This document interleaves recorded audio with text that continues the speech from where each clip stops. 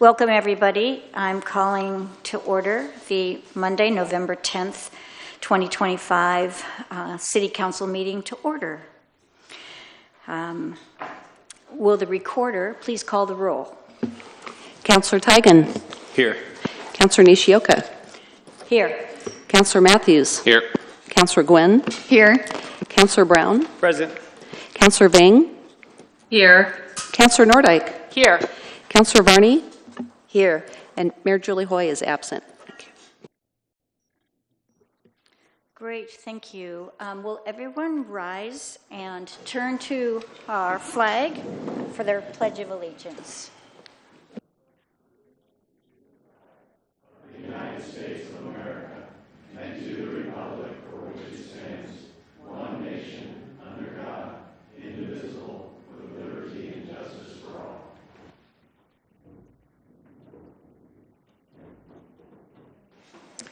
Great. So I will be serving as the presiding officer this evening, and someone, Paul Tigan, will be serving, Councilor Tigan will be serving as the council president.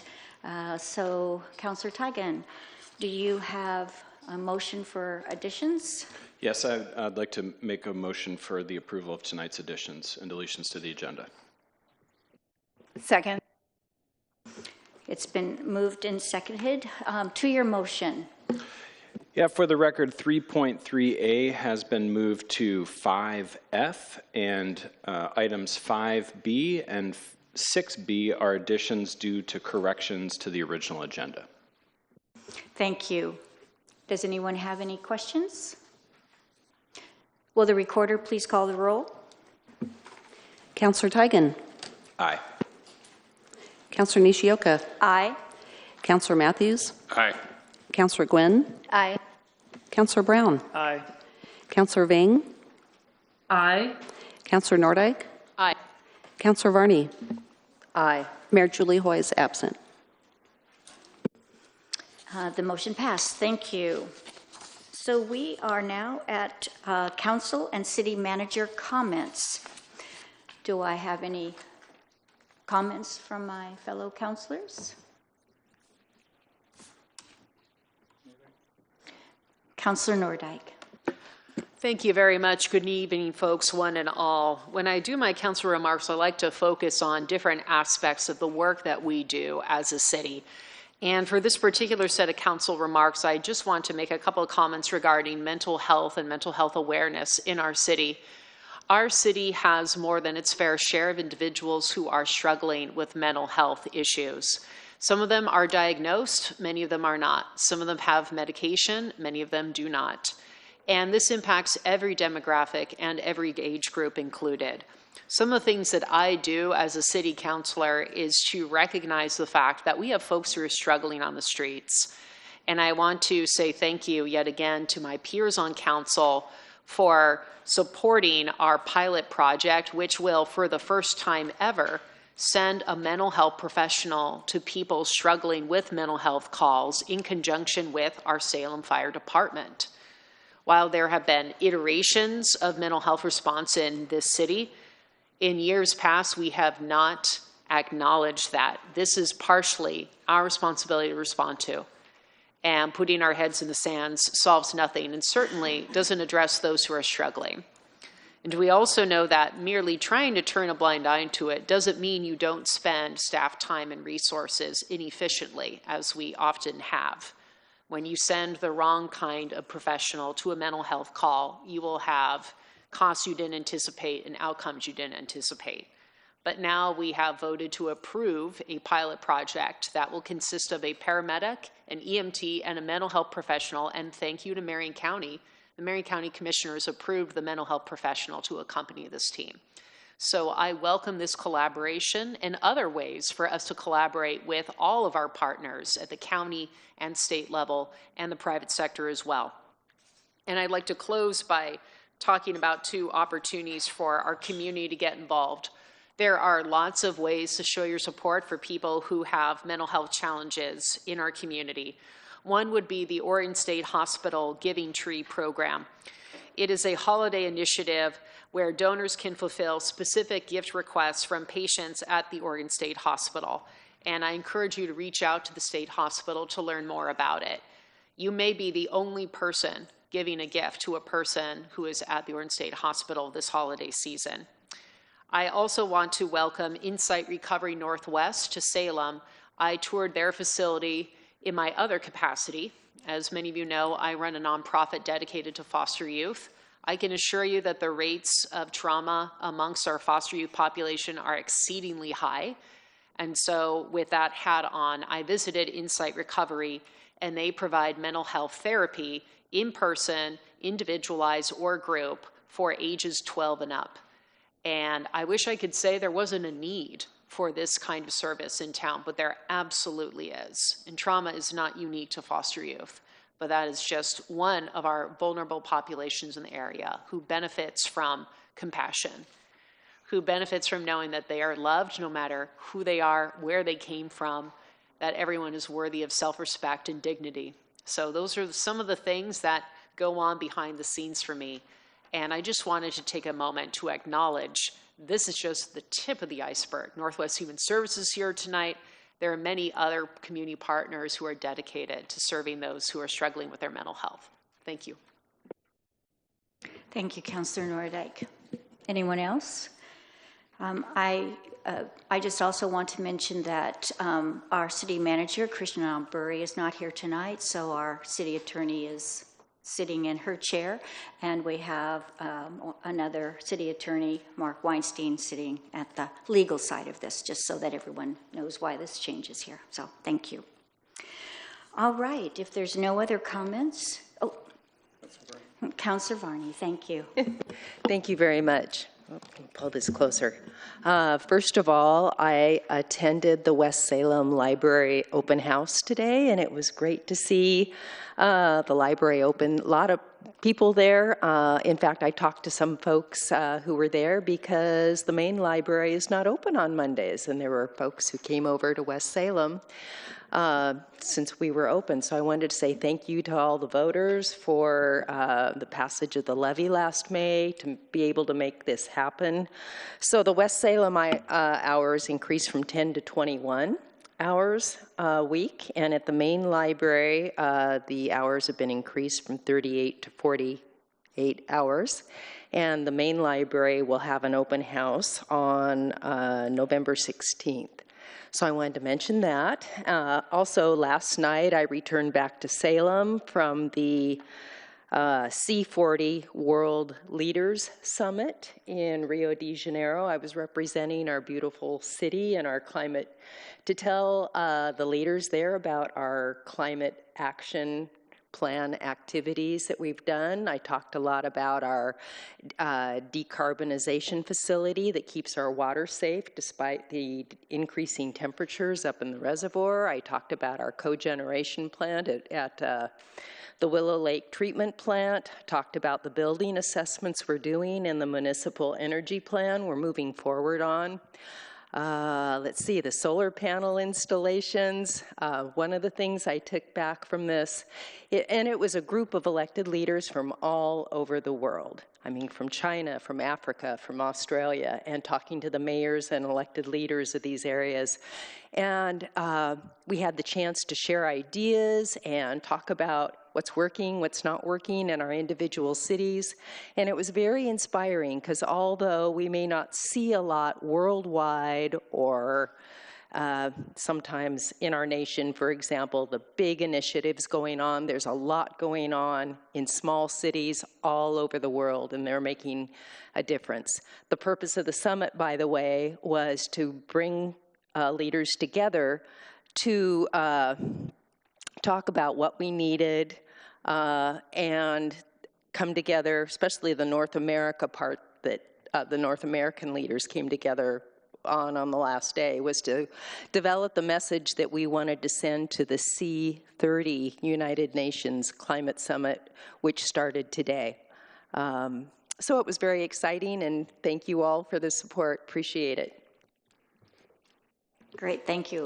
I know that some of us want even more a debrief that you probably will do in the Climate Action Committee. So that'd be great. So thank you. Looking around, anybody else? All right. So we are now moving on to proclamations, and Councilor Nordyke will be doing the first proclamation. So I need to have, let's see, I need to call my list up. Well, Haley Husley, CEO of Punks with Purpose, and Shanta Frisbee, Transitional Programs Director from Northwest Human Services, step up. Thank you. Testing. Testing 1, 2, 3. Okay, thank you. Whereas November is recognized as National Runaway and Homeless Youth Prevention Month, and November 15 is Light the Night to bring further awareness to the issue of runaway and homeless youth. And whereas National Runaway Prevention Month began in 2002 and is presented each year by the National Runaway Safe Line, the federally designated national crisis and communication system for youth ages 12 to 21 who have run away, are considering leaving home, or are experiencing homelessness. And whereas runaway youth are often expelled from their home, have experienced trauma, they struggle to meet basic needs, and are at an increased danger of falling into high-risk situations, including human trafficking and long-term housing instability. And whereas, knowing that every youth deserves to live in a safe and caring environment, Northwest Human Services and its host program, Mid-Willamette Valley Community Action Agency, Church of the Park and its Young Adult Services and Young Adult Services Punks with Purpose, Mid-Willamette Valley Homeless Alliance and its Youth Advisory Board, and the City of Salem and its Youth Development Services are working to raise awareness, provide support, and offer resources for young people in the community. And now, therefore, I, Vanessa Nordyke, on behalf of Julie Hoy, Mayor of the City of Salem, do hereby proclaim November 25 as National Runaway and Homeless Youth Prevention Month, and ask the community to observe this month with programs and activities that commit to protecting this vulnerable population of youth, and recognize November 15 as Light the Night. Thank you. Would either of you like to say a few words? Yes. Gotta love the data. When we talk about youth homelessness, we are talking more than just numbers. We are talking about students who have nowhere to sleep, young adults striving to find a job without stable access, and who simply need a warm meal and a clean pair of socks. They are our neighbors, and their resilience in the face of adversity is truly humbling. This is a crisis that demands attention, and with the response from community partnerships in the city, it shows us what compassionate action looks like. The impact of the host program over just the last 9 months, the statistics speak volumes about the scale of the need and the dedication of the staff and volunteers. There were nearly 2,000 lives touched. The host program saw 1,973 young adults experiencing homelessness. They come in for essential services. Think about that. About 2,000 times, a door was opened and a person in crisis was welcomed. Reaching out to the newest in need, crucially, 72 of that number accessed services for the very first time at host. That number reminds us that homelessness is not a static problem. New individuals and families are falling into crisis every single day. And host and our community partnership with Punks with Purpose, they're there to catch them.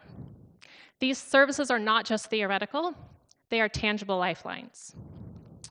The program served 5,119 meals and snacks, ensuring that hunger wasn't one more barrier to overcome.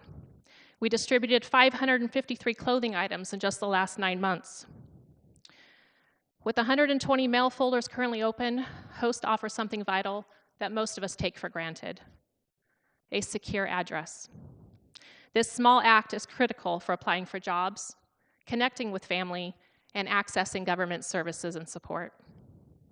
Most significantly, the host team provided 414 connections to social services and community resources. We're not just enabling the moment and the basic need, but moving them forward. This is the foundational work of moving people out of crisis, connecting them with housing resources, mental health care, and opportunities for a sustainable future. The host program is more than a shelter. It's a point of transition, a beacon of hope, and a powerful example of what is possible when a community commits to caring for its most vulnerable members. For Youth Homelessness and Outreach Month, let us all commit not to just recognizing the problem, but to be part of the solution, remembering that every person is worthy of dignity, stability, and a place to call home. Thursday night, we'll be standing on the Greenway in front of the state capitol to have a candlelight vigil to honor and stand in solidarity with all those who are experiencing homelessness. Well, I don't have that much data, but I don't do very good on speeches that I have a piece of paper on because I tend to get nervous. I'm very honored to be here and to speak about what we do as Punks with Purpose. We have a place called Stormy's Place, which is downtown. We soft launched in February, and this has just been word of mouth. We have over 400 youth that we help. I love that we're doing a national month for runaway and homeless youth, but this is an everyday thing for me and my crew. This isn't a month that we just see it once a year. This is something that we live through, and we need to be part of the solution. Every day that Stormy's Place is open, we have an average of 60 youth that we see. We just had 5 new youth registered just an hour ago. We give out at least 500 meals a month. I don't even know how many clothing items, and every day is a new need. We get tons and tons of requests for services, and it's just increasing. Places like Host and Punks with Purpose were reliable and relatable and held accountable. And so I really encourage everybody that is doing the work that you guys hold them accountable and check in with them, because the need is high and money is being thrown out the window. And so I really, really encourage that this is not just a month that we witness this, but we see it all the time. We are in a crisis, and we need to support our nonprofits that are doing the work. So I'm Haley. I'm the CEO of Punks with Purpose, and thank you.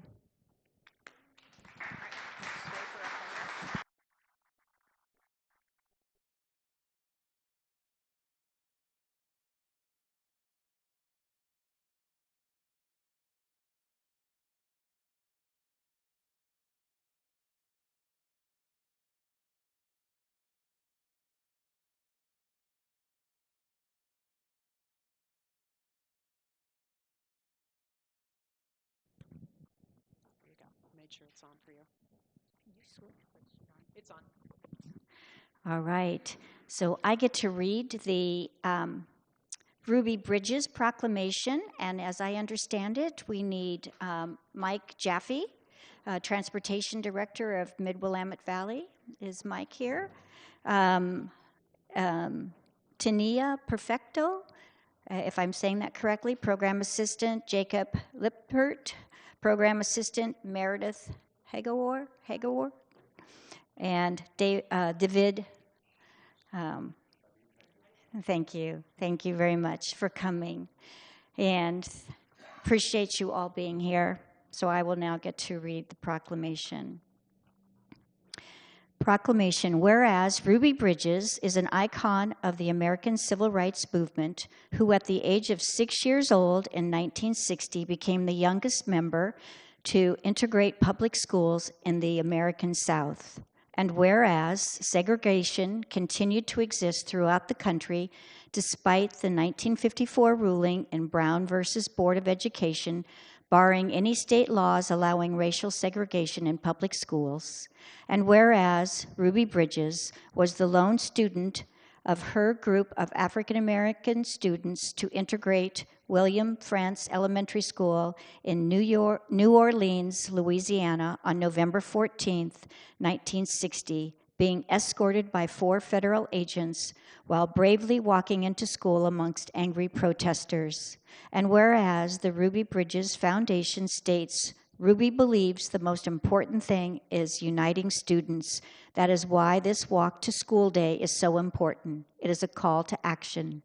This will be a day of dialogue encouraging students to participate in discussions about racism, bullying, and youth activism on this day and throughout the school year.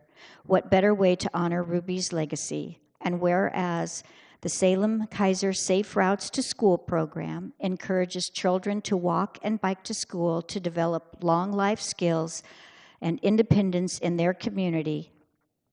And now, therefore, Julie Hoy, Mayor of the City of Salem, does hereby proclaim November 14th, 2025 as Ruby Bridges Day and ask the community to observe this day by participating in a local walk to school event and by committing to treating everyone with compassion and equality. Dated this day of November 10th, 2025.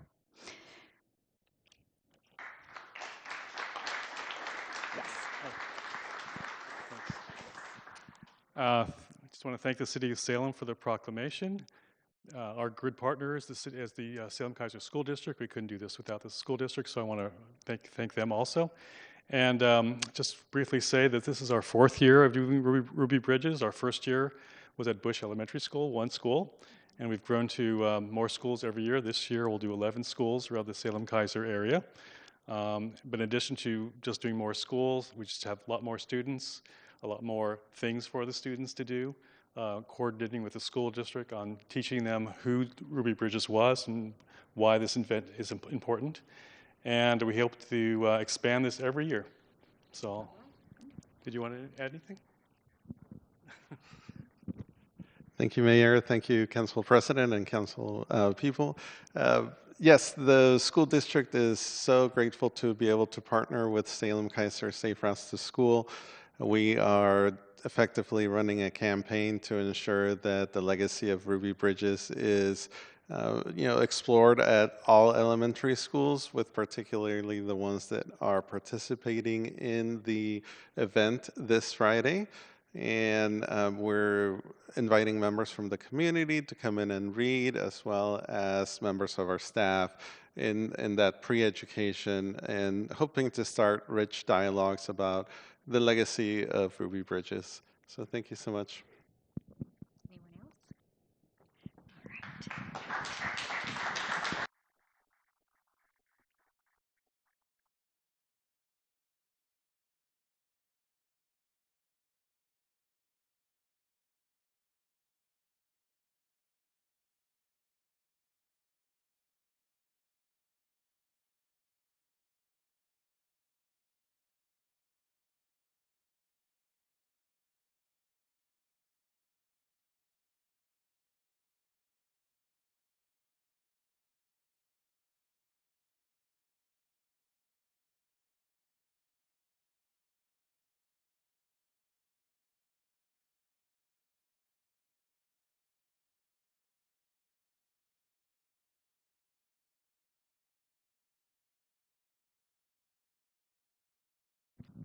Thank you. Greetings, everyone. How many of us know what tomorrow is? What's tomorrow?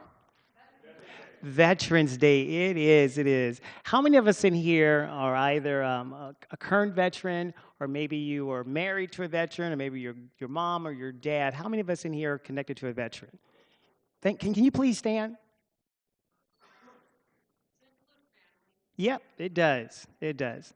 Let's give everyone a round of applause for those who have served us well. Thank you. Thank you. Thank you very much. I am going to invite Chief Brian Carrera to come to the front with our fire department, and also Assistant Chief Ditto with our police department. And the reason I'm asking them to come forward, they also are veterans. Yours truly, I am a Navy veteran. They were not as good as me, and so they chose a different branch. But that's okay. But that's okay. We still. So they're here. I'm going to read the proclamation to them. And the other group that's not here also, it's the Courtney Place. We did want to include them. We know tonight is a Marine Corps ball, and so a lot of veterans are there. And so when they are back, I'm going to deliver them the proclamation also. So tonight, they're going to stand here in place of all of the military service folks that are serving as a firefighter and also as a police officer. And here's the proclamation.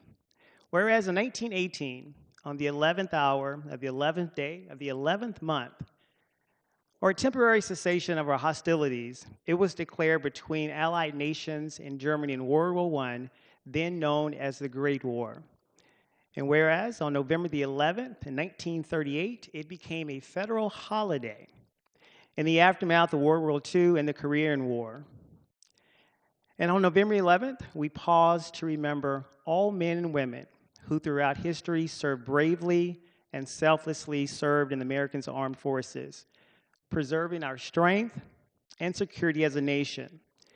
And whereas we commemorate the honorable legacy and sacrifices of all of our veterans, those lost, and those who thankfully are with us here today. And whereas on this particular Veterans Day, we salute their bravery and dedication to the defense of our democracy and, of course, the sovereignty of freedom, the freedom-loving nations around the world.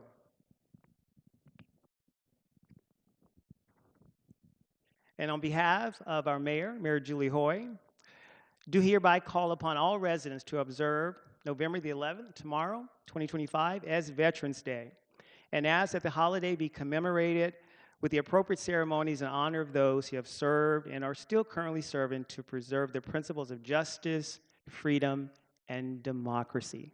Thank you to our veterans.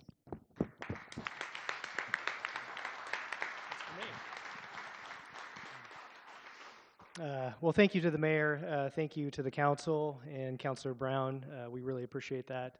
It always feels awkward accepting this amongst for all the veterans. We have about 20% of our police department is filled with veterans. We have every branch represented. We're very proud to recognize them.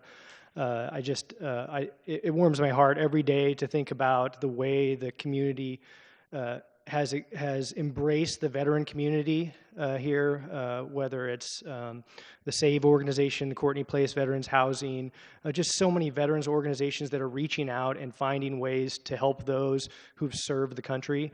I think about it every time, and I think about the way I tried to serve them as well, and I kind of forget that I'm a veteran too sometimes, but thank you again for just being here, hearing us, seeing us, and reaching out to those, especially those that are truly have struggled after their service, and you being there for them. So I know a lot of people in their own ways are doing that work, and I just want to say thank you. I also want to kind of tag onto that, and when it comes to veterans and this holiday, it's also important to remember the families that support those veterans. They could not do their service without the family member support. You know, you see those soldiers and those sailors and all those individuals that deploy, and who's left back at home is the family. The family members are taking care of it, the wives, the husbands, the kids, and it's really important to recognize those as well during this time. So I want to actually give a big round of applause to the individuals that are back at home too.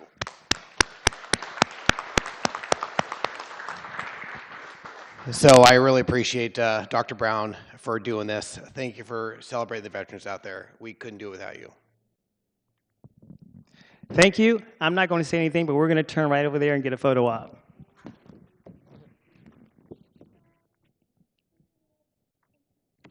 Thank you again.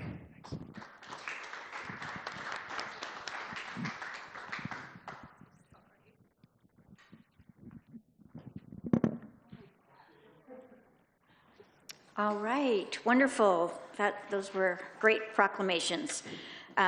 We now have presentations, and I need to call Rick Gaupo up to the podium. Hi, Rick.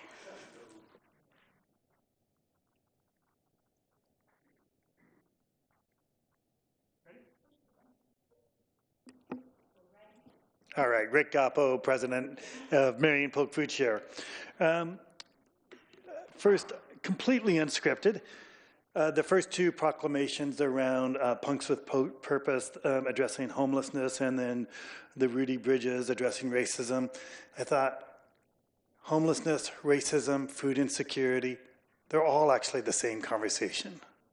They're all conversations about addressing disparities in our communities and people who are not having the same outcomes as the rest of our communities. And so can we do something about that?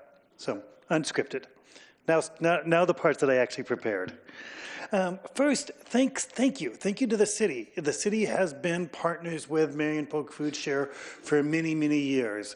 That partnership has come through food purchase dollars, through the social service fund. It has come through CDBG, Community Development Block Grant funds for facility improvements. It's come through support for our Meals on Wheels to feed seniors. So when I think about the work of Marion Polk Food Share to address food insecurity, I think, oh, it is wonderful that we have partners. We have partners at the city and the county and the public. So thank you. I think it's really important to understand something about food banking, and that is that we're here.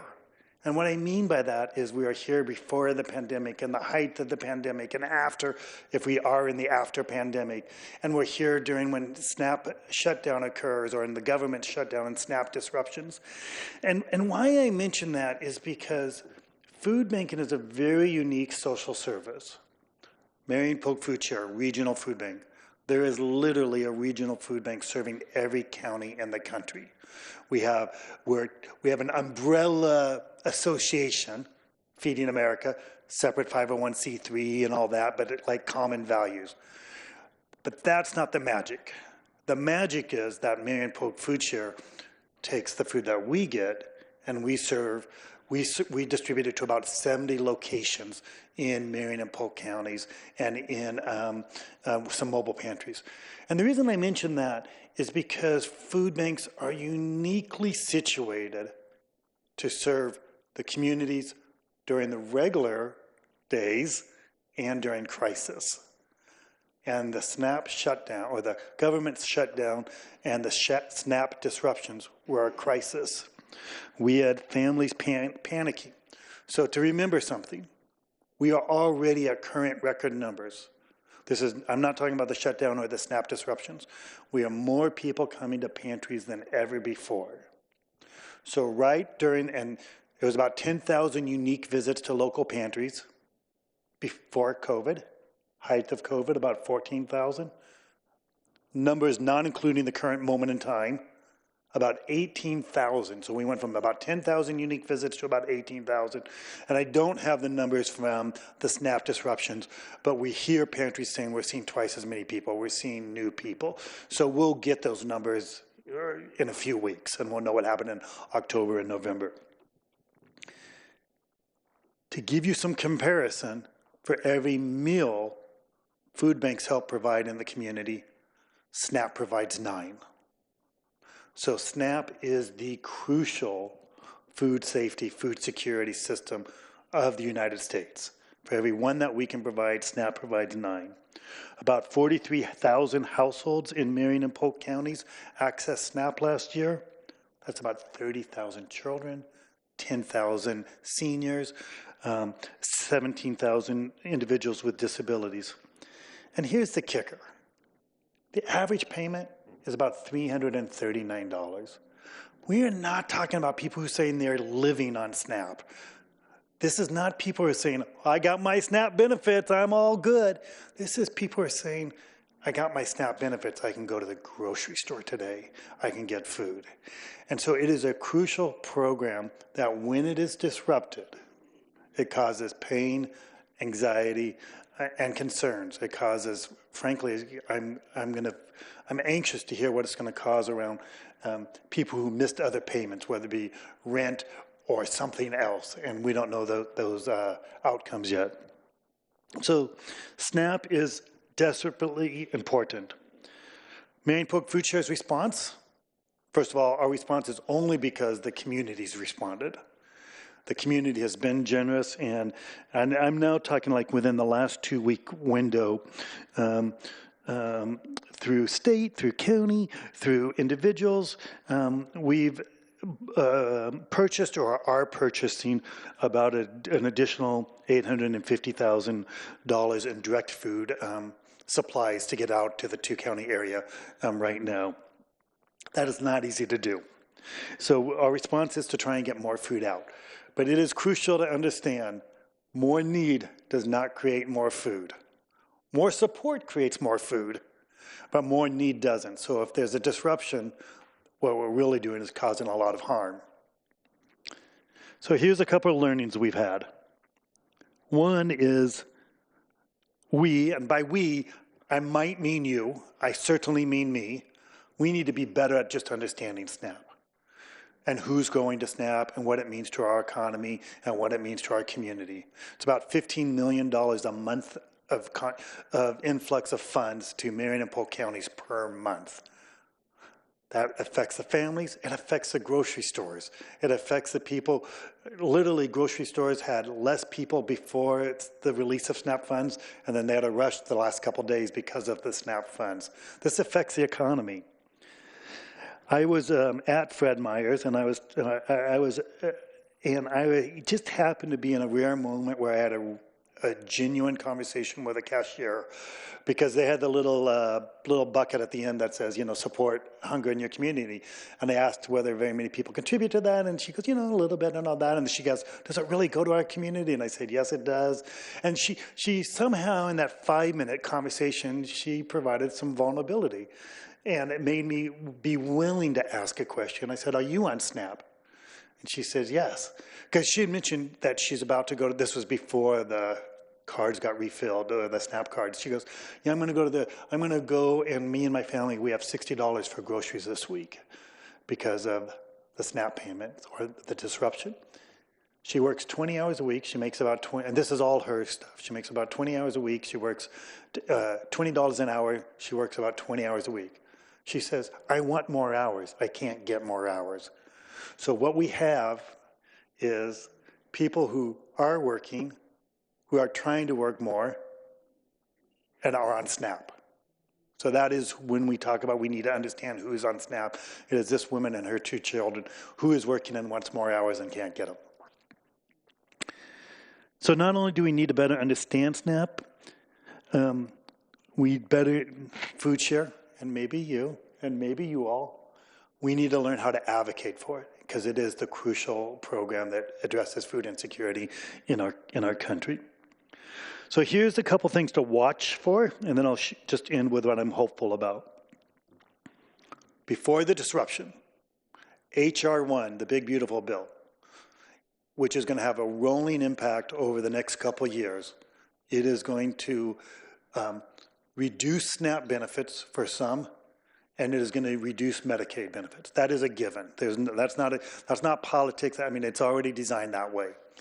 What that means is that more families are going to be food insecure. More seniors through our Meals on Wheels are going to have struggles just getting food. So by policy, by choice, we are making it so more people are going to be hungry in our community.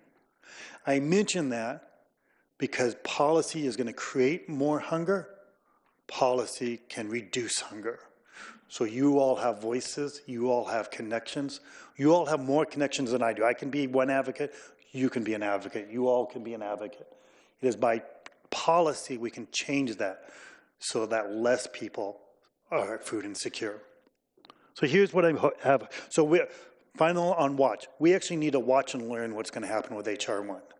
I'm very worried that it is going to increase poverty, it's going to increase hunger, it's going to increase food insecurity amongst families and seniors. Here is what I'm hopeful about. It was actually amazing to watch how many people were concerned about the SNAP disruptions. You could not, just within one day, you might find 5 different businesses doing a food drive. You might find places that, I don't bring a can of food to the gym, but that gym might be say, let's have a food drive, and then all of a sudden there was lots of food there. It was amazing to me how many people cared. It was amazing to me how many people said, I don't know what I can do, but I can add food. That was amazing. It was amazing the amount of people who said, I can support this effort by contributing to the food share. And this is not a plug for the food share. It is that the food share gets to aggregate community support, and we get to buy food cheaper than, frankly, anywhere else. We get to make this work. So the number of people who became new supporters of the food share because they wanted to respond. I'm a little excited about the new supporters, of course, that's cool. But really what it is cool is the number of people who said, this matters to me. And when I think about the policy change only happens when enough people say, this matters to me. And so we got to be better educators about these policies so that we can change the policies. So that's what I have. If there's questions, if not, thank you all. Thank you. Thank you very much, Rick. Councilor Tigan. Thank you. Thank you, Rick. Really appreciate your comments tonight. Can you clarify, just on a stat, you said the numbers went from 10,000 to 14,000 to 18,000. Can you give us a time? Is that Yeah, per month? 2019 was what we can measure really precisely. And this is wonky, you know, this is just like, this is what you can, we can measure the number of times somebody comes into a local pantry, you know, click. And then we ask the question, how many people are going to benefit from this specific visit? So if it's 10,000 unique visits, there might be 14, there might be times that by 4, a family of 4, there might be 40,000 beneficiaries of that visit. But what we've decided to keep kind of track of, because we control the number, is how many times. So, sorry, it's a long answer. 2019, pre-COVID, we had about 10,000 visits per month through the local pantry network. In 2020, at the height of it, we actually saw that number raise to about 14,000 unique visits.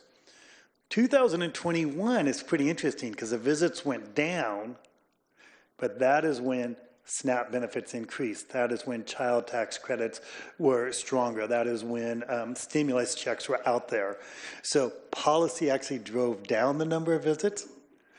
When those sunsetted, those extra COVID support sunsetted right when inflation was really increasing. So the 18,000 visits is as of now, except honestly, in the last 2 weeks, I don't know. I mean, is it 20,000? I don't know. I don't know my numbers, and I just heard that some pantries are saying new people and double the amount of people. Okay, thank you. Sorry, long answer. Councilor Nordyke. Thank you so much, and thank you, Rick. It was a pleasure touring the food share once again. It was nice to be back with school board member Mel Fuller a few days ago. So I appreciate what you're doing. I would like to understand a little bit further. We all know that you can accept donations of food, and from what you described, you guys might be getting that food in on a Tuesday, and it's going out on a Wednesday. The turnaround time has been so rapid, so I really applaud you for that. None of your produce is getting stale on your shelves, right? Yeah. What is the purchasing power of the food share, and how is that different than me going to a store and buying a can of soup? Yeah. Well, how is the purchasing power different for food banks? I definitely think this is a plug for the food share, but thank you. So first of all, for any food donation, donate to us or donate to the closest pantry. And we have a list on our website. So Marion Polk Food Share has a warehouse. We distribute a lot of food. There's no reason it has to come to us. If you say, oh, that's over by the Croc Center, but I am right next to a pantry, just find out when their hours are open and just donate to the local pantry. So we want food to go the quickest it can to the family getting served. And sometimes that means not going through us, and sometimes it does. The reason why we can purchase more is because we purchase by the truckload. We have vendor deals. The way that we purchased $100,000 last week right away was actually in a national partnership with Grocery Outlet. Grocery outlet, I mean, honestly, retailers are great. We get a lot of food from all of our retailers. Grocery outlet was an easy one for us to purchase with directly, barely over wholesale price. And then they threw in some donations on top of that. So, so we purchase food by the truckload. On non-emergency, like immediate emergency, we'll buy from brokers who are shopping deals, and we'll buy by the truckload a single product. So you can imagine if you buy a truckload of beans, literally, that's not metaphorically, literally a truckload of beans, that's going to be cheaper than you can get it at the grocery store. Councilor Brown. Thanks, Madam President. Madam Mayor, I should say. Thank you, Mr. Rick. So I have a twofold question. The first one is going back to those grocery stores. You mentioned grocery outlet. Were you able to build a partnership with Freddy's? Yeah, so to be clear, there's a national program. When I said we are, we serve food banks serve every county in the country with an umbrella organization called Feeding America. One of the reasons for that is because national offices want to talk to national offices. And so we have a national partnership with Kroger's and with Safeway. And then we have local partnerships with the local Fred Meyers and the local Safeways and the local Roths and everywhere. And so our team knows, they may know the store manager, but more importantly, they know the receiving manager. And that receiving manager is a relationship that you have to have on understanding what food to get. So we literally pick up food from every single local grocery store, sometimes many times a week. Got it. And one more. So when I think about the communities who are struggling and a lot of the families who definitely, they're in need of food and they are slowly getting it. Yeah. Have you seen any interruption from families of color, particularly in the Hispanic community, that may have some fear in regards to showing up in a local place where they cannot get the food that they need and fear of ICE? Yeah, we have. You can think about our partnerships in North Salem, Mano. You can think about our work up in Woodburn with Aware. Aware is a really interesting case study right now because this case study is such a terrible way to say that, because it's not a case study to families who are concerned about whether they can show up. But what we saw is new people coming to our pantry in Woodburn and families that we were expecting not come, and that was right after the ICE raids up in Woodburn. So there are a couple things that we can do. One is we do have a small home delivery program, but the easier thing to orchestrate is we have what's called a authorized representative. So anybody can, so if you have that concern, and you could find somebody who does not have that concern, they can become an authorized representative to go to that pantry and pick up food for you. We're following a little bit of USDA regulations here. And so one of the USDA regulations is some self-declaration around income, but you can get an authorized representative to go for you. And so it's a way to mitigate your concerns about, am I safe? Okay, and were you working with Mano right now in some of the churches in Northeast Salem? Yes, Mano is one of our great pantries. Okay. So again, 70 locations. So in North Salem, Mano, People's Church, Kaiser Food Bank, and there's a couple others. But Mano is a great partner. Okay, thank you. Thank you, Madam Mayor. Rick, thank you again. Wonderful information. And I hope that you see even more donations while you are going through this time of even increased need. Thank you. I will finish then with this. There are always a few ways you can help. Money helps, volunteering helps, and advocacy for food security. So thank you.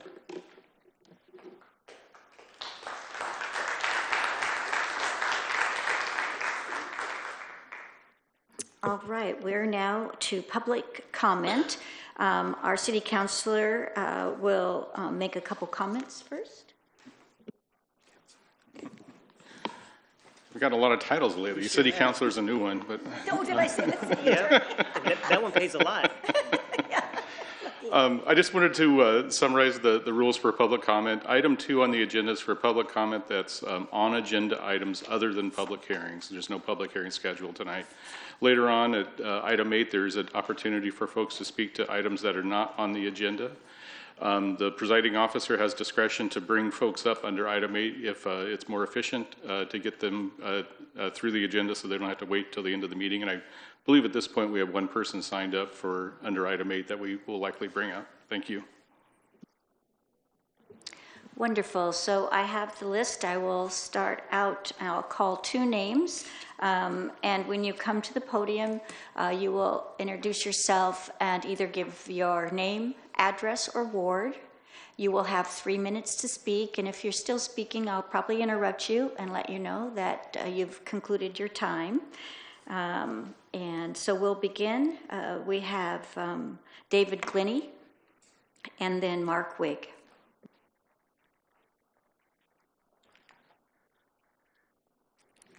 Is this on? Councilor, thank you. Councilors, my name is David Glennie, and my office address is 445 Myers Street, Southeast. I'm here tonight on 5D. I think I mislabeled it in the sign-up sheet. I testified earlier at the council meetings held on both June 9th and August 25th, and am resubmitting information that I provided then because it's likely not in your packets this evening. I was not invited to the SPRAB meeting, nor were others who share my concerns about the picnic area in Bush Park. Given the lack of interest illustrated so far by council in my earlier discussions, I'll make my points succinctly. Number 1, Salem residents and guests have enjoyed assembling and picnicking at the south end of the park for over 70 years. 2, there is nothing in the CLIMP or the 2019 Woodland Report suggesting that picnicking is a threat to the trees. 3, there is no reliable science provided in those reports. The Woodland Report at least had the rectitude to state that the report is fundamentally a work of opinion and therefore subjective. Number 4, the reported tree damage is actually the function of historic park maintenance policies due to the mowing machinery and overwatering. Picnickers are now the unwitting losers to an unproven and nebulous fix-it campaign promoted by staff. Number 5, the charm of the amenity is simple. People have had the right to assemble and where they choose and when without needing to ask for a reservation. None of these statements have been challenged or proven false. I was amazed at the meeting on August 25th that Mr. Romanek led with the scary killer limb theory, but moments later stated that a quick-moving fire through the hayfield would be a positive development, yet his comments were unchallenged by councilors. Those who've enjoyed the picnic area do not want to be herded or limited to picnic tables that are bolted to the ground. Councilor Nordyke at least gave passing mention to those with lower socioeconomic circumstances. Give this demographic a break and some respect, please. Leave them with a choice where they would like to sit with their friends and family. I'm not privy to the staff recommendations, but from my point of view, please extend the boundary of 13C, which is the only area I'm talking about, to the asphalt walking path on the east side and extend it north to the toilet facility. Chalk it up to what could be labeled a reasonable compromise. Thank you. Thank you, and you timed that well. Yes, I practiced. Thank you. Thank you very much for your testimony. So Mark Wigg, you're next, and then Evan West.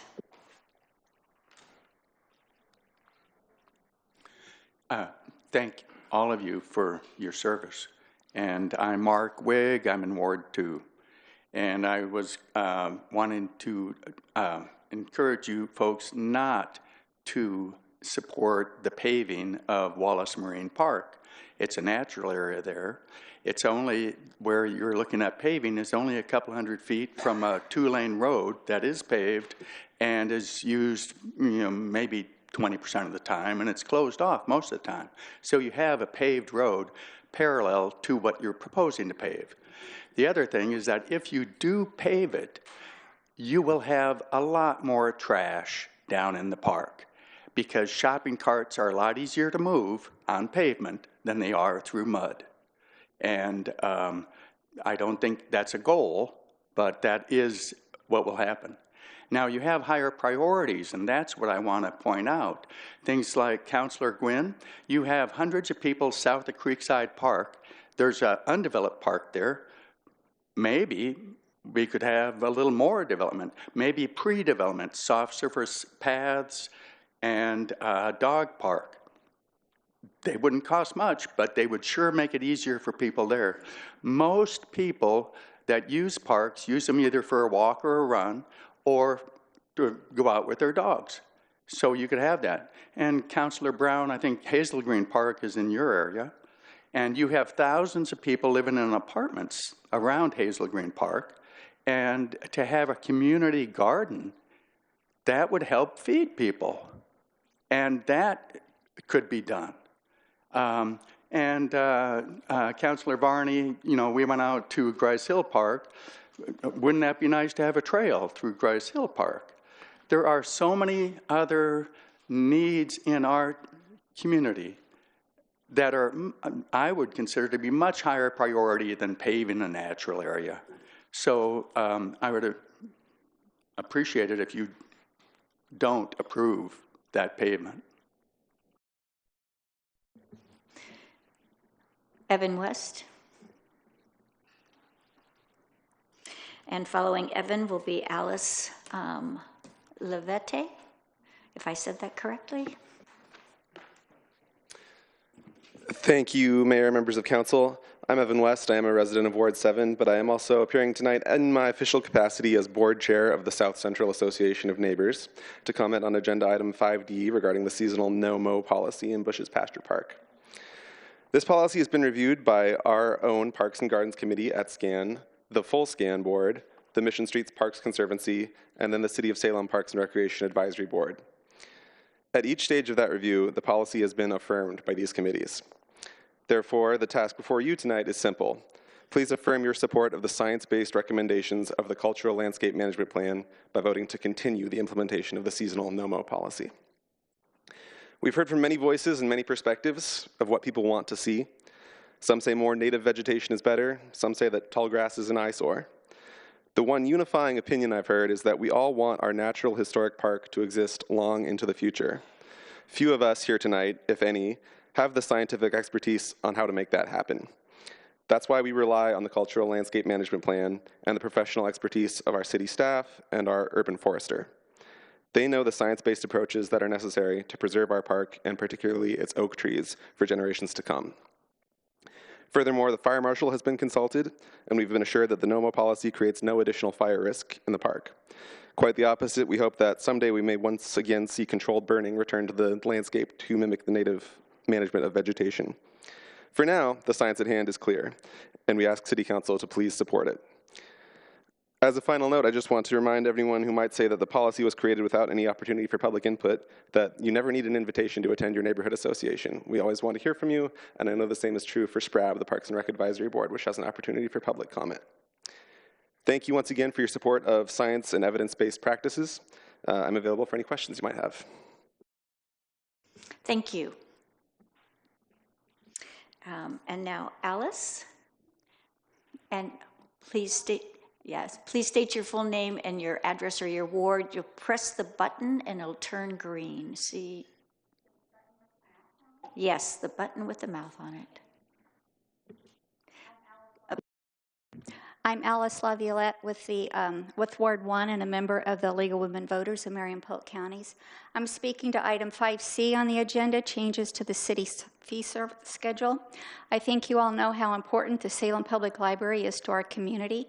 You heard hours and hours of testimony from hundreds of community members last spring who told you what the library meant to them, how important it was to them to have access not only to the books and materials they offer, but also to the community space the building provides.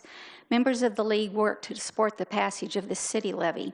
We staffed information tables, sent postcards, rallied on Liberty Street, held a public forum, and even included a statement of support published in the voter pamphlet. One of the results of the levy has been the addition of evening and Sunday hours, which we hope will encourage more community groups to use the meeting rooms in Laux Auditorium for programs and concerts. For many years, the City of Salem waived the meeting room fees for nonprofit and government entities if the meeting was free and open to the public. This practice served community groups who have made programming available to the public at no cost to the library. I was able to use the plaza room at no cost this past summer when the League used the room 6 times for our We the People project. I was able to use the room for free because I had reserved all the meeting times before the new fee schedule went into effect on July 1. We promoted our program through the community events calendar offered by Salem Reporter, and this event was planned and carried out by the League. I reserved the room online, not through a staff member. I picked up the key at the library service desk and returned it to the desk when I was finished. No staff member accompanied me to the room or came to check the room before I left.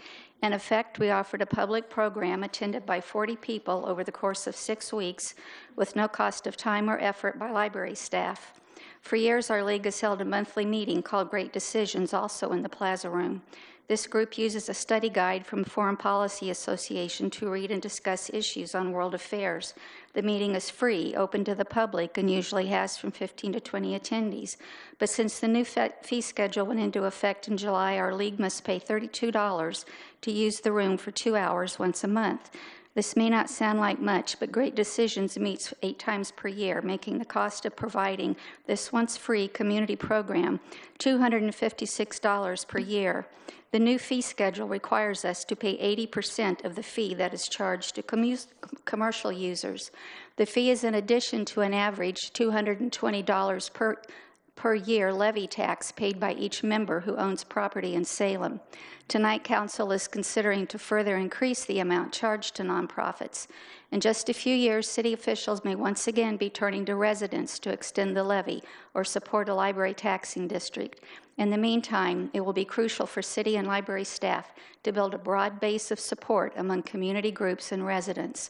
There are many local nonprofits and community organizations that could offer free lectures, book clubs, discussion groups, concerts, etc. at the library if the room rentals were more affordable. The members of the League of Women Voters... Are you almost finished? Yes, urge you to consider making a modification to the library room rental fees to ensure our community library is available for all the community. Thank you. Appreciate you coming. Now we have Mike Weber and then Ken Barely.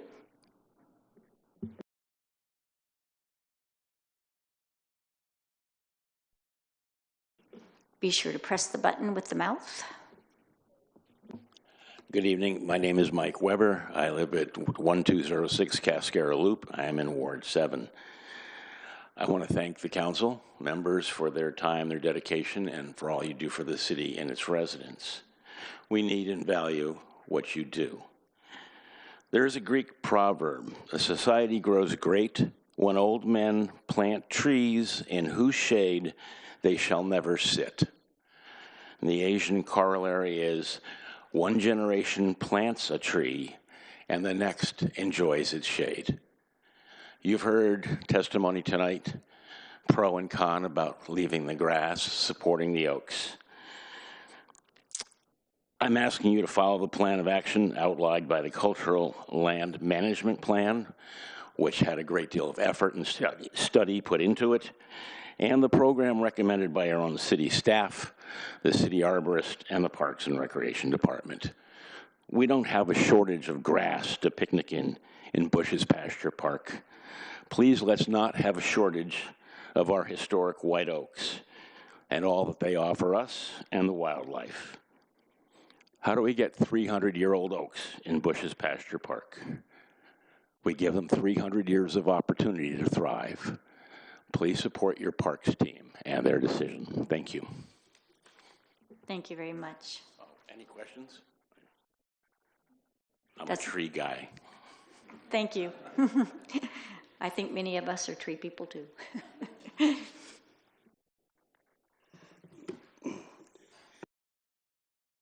You just turned it off.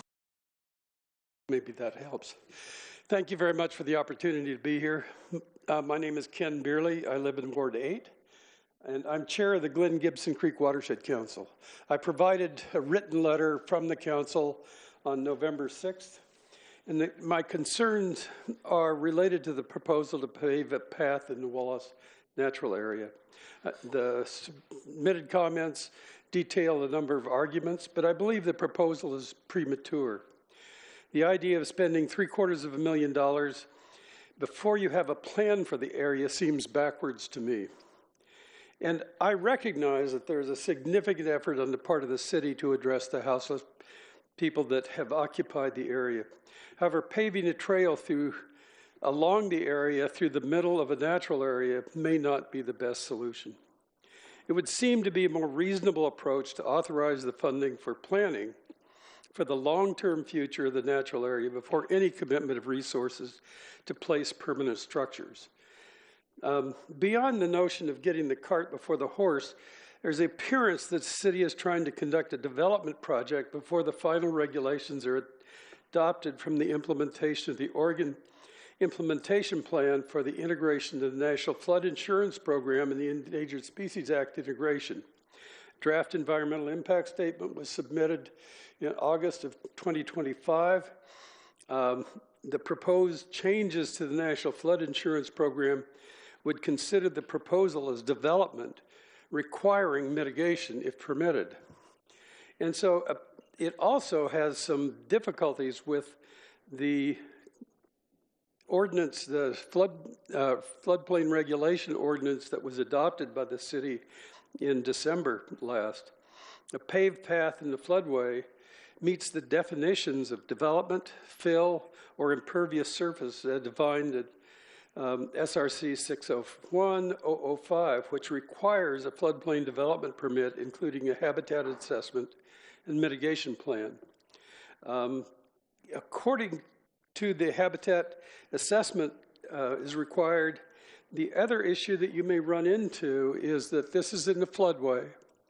It is part of the critical habitat designated for upper Willamette, Chinook salmon, and steelhead.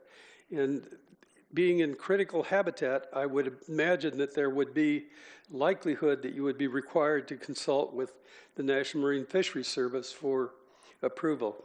I suggest that because of concerns over potential environmental impacts from such a project and the necessity to at least comply with Salem City Code, it's premature to dedicate more than $250,000 of taxpayers' money to construct a project that's not part of a larger plan yet. So I encourage you to go ahead with the planning, think about the path if that becomes a part of the plan. Thank you for your opportunity to speak. I'd be glad to answer questions. Any questions? Thank you very much, Ken. So as our city attorney said, that we have one person signed up for 8, and if the council are, I think we're going to have Becky Parks come forward, and again, your name, address, or ward, and you'll have your 3 minutes of testimony that you can give now instead of waiting to the end of the meeting. And just press the little button with the mouth. My name is Becky Parks, and I live at 4617 Lord's Court Northeast in Salem. I do not know my ward for sure. I worked as a shuttle driver during the summers at the Oregon State Fair. And as I was riding along in the shuttle, I see horse stalls. And my thought was, if I were a homeless person, I would love to stay in one of those horse stalls rather than a tent. So I'm going to start reading what I wrote. Use the horse stalls on the fairgrounds to house the homeless. They would be warm and dry for the winter. And we could clean them by volunteers, paint them. We could use porta potties and a garbage dumpster, and they're even numbered. So we could have and adopt a homeless person, and we'd know the number they're at, and we could go get blankets and a warm coat, buy a heater, give them gloves, and maybe bring them a meal once in a while. And I attend a very large church, and I'm confident that if there ever were a way that we could do this, I could get people to help me accomplish it. Thank you. That's a very great idea. Any questions? Thank you for your testimony. If you would be kind enough to press the button again. Thank you.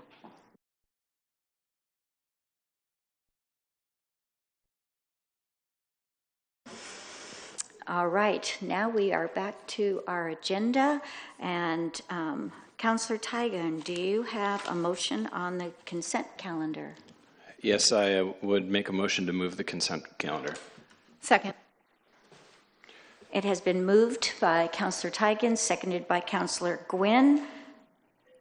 Any questions? If not, oh yes, he has to speak to it. Sure.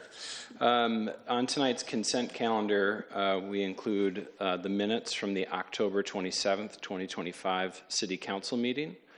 Under resolutions, 3.2A, a resolution to adopt resolution number 2025-27, amending City Council Policy C-25, Solid Waste Management, to adopt recycling contamination goals consistent with statewide goals established by the DEQ.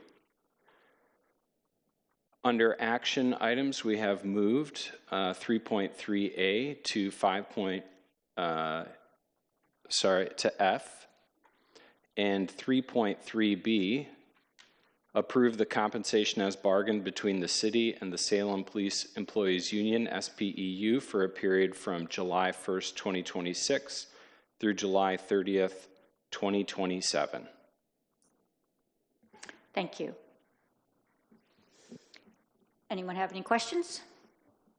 All right, now the recorder gets to call the roll. Councilor Nishioka. Aye. Aye. Councilor Gwynn. Aye. Councilor Brown. Aye. Councilor Vang. Aye. Councilor Nordyke. Aye. Councilor Varney. Aye. Councilor Tigan. Aye. Mayor Julie Hoy absent. And the motion passes. All right, we don't have any public hearings. We're now to special orders of business. Our first one is 5A, so I'm going to turn this over to Councilor Nordyke. Thank you. I move to direct staff to prepare a council policy for council's consideration concerning the acceptance of donations to the city of Salem. Second. It has been moved by Councilor Nordyke and seconded by Councilor Gwynn. Councilor Nordyke, to your motion. Thank you very much. So I bring this motion in the interest of transparency and accountability. I bring this motion to ensure ethical safeguards and the prevention of corruption, to avoid conflicts of interest, and to ensure financial management. From time to time, the city is lucky enough to get donations from the community, and some of those fly under the radar screen, and some of them become very high profile. So to me, it's not just the sake of optics, although optics matter, but there are several reasons why having a uniform policy to guide future donations, whether it be someone who wants to donate to Center 50 Plus and help us with staffing needs there, or whether it's a group of business leaders like the ones who approached us over the summer to ask for more public safety. No matter who that donation comes from, how much it is, or what it is for, I think everyone should be treated the same. And I also think it's rare indeed that we see many people who are even in a position to give, right? Most people, we know from the testimony earlier tonight, we have a lot more people on SNAP benefits than we have people willing to come to the city to augment any of our services. We have a lot more people who are worrying about where their next meal will come from or whether their Medicaid benefits will be discontinued than whether they can help position the city with any of its requests. And so all I'm asking is to create a uniform policy, one that we will deliberate, one that each of us will be able to weigh in on, one that will be subject to public inspection, and one that will guide future decisions so that when, not if, but when we get another donation offer from a community member, whether it's anonymous or not, that person will know, or that group of people will know that we have a process for this. And so this motion tonight doesn't create the policy tonight because it will take staff time. I want them to vet it carefully. I want them to see what other cities have done, because surely we are not the only city to occasionally receive donations. I want them to bring it back to us for our review and our consideration. So all that I'm asking for you from my peers tonight is that we direct staff to bring a proposal to us for future consideration by this body. Thank you. Thank you. Do any, Councilor Brown? Oh, Councilor Brown. You want, Councilor Tigan goes first. Okay, thank you. I think just a basic question back to the city staff is, does a policy currently exist, or when donations are brought to the city, how does the city staff treat them? Thank you, Councilor Tigan. We don't have a specific written policy for donations. We do have a council-adopted policy regarding grants, as well as an administrative policy that implements that. Generally, over the years, the city has considered acceptance of donations along the same lines that we talked about a few weeks back. Is it consistent with council policy? Does it require us to encumber the city by hiring staff, which has a continuing obligation? Is there a match required? Is there going to be an ongoing obligation by the city to maintain whatever might be donated? If council action is required to implement the receipt of that donation by increasing staff or other things like that, those donations have always been brought to council. If there's something that's already consistent with council policy and consistent with what we've already done, those donations are generally accepted by or can be accepted by the city manager.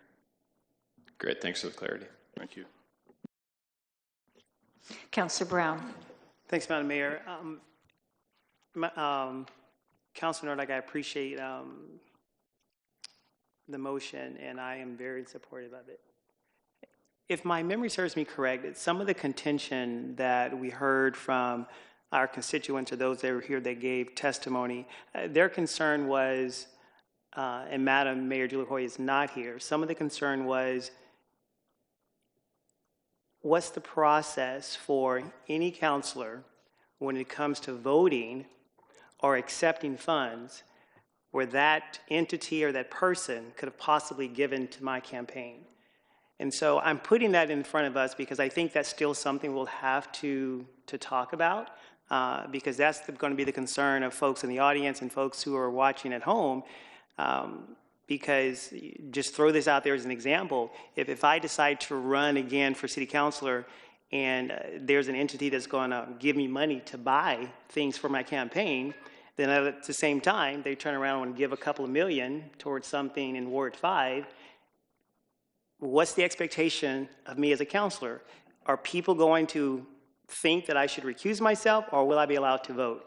And so I'm just putting that out there because I know that is where all of us are going to get some kind of stickiness. And so my ask is that we also consider what that could look like, feel like, or sound like when it comes to recusing ourselves from a particular vote. Thank you. Councilor Tigan.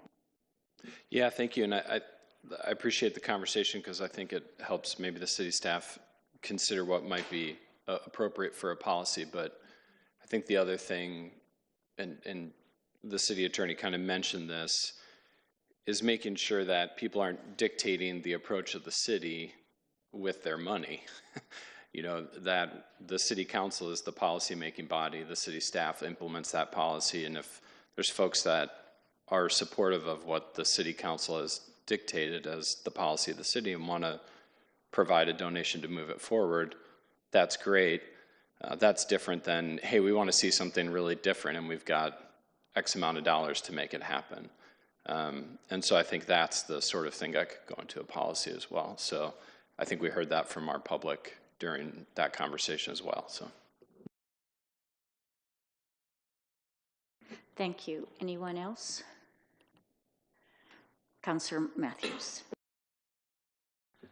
Yeah, I think that the explanation that the city attorney in place, city manager, I'm not sure. Well, I don't know what your title is tonight, but I think the explanation you kind of gave with that sort of everything is we have a process, but it's not specifically written down. It sounds like I think that kind of speaks to a good reason that probably this is a valid thing to have this written down. I mean, I don't think from my perspective, I don't know that a whole bunch of guidelines that restricts us or ties our hands or handcuffs us where we can't take things in the future I'm super interested in, but something that at least defines out kind of what we're looking for, what the city manager can accept without council approval versus what needs to come to council for approval.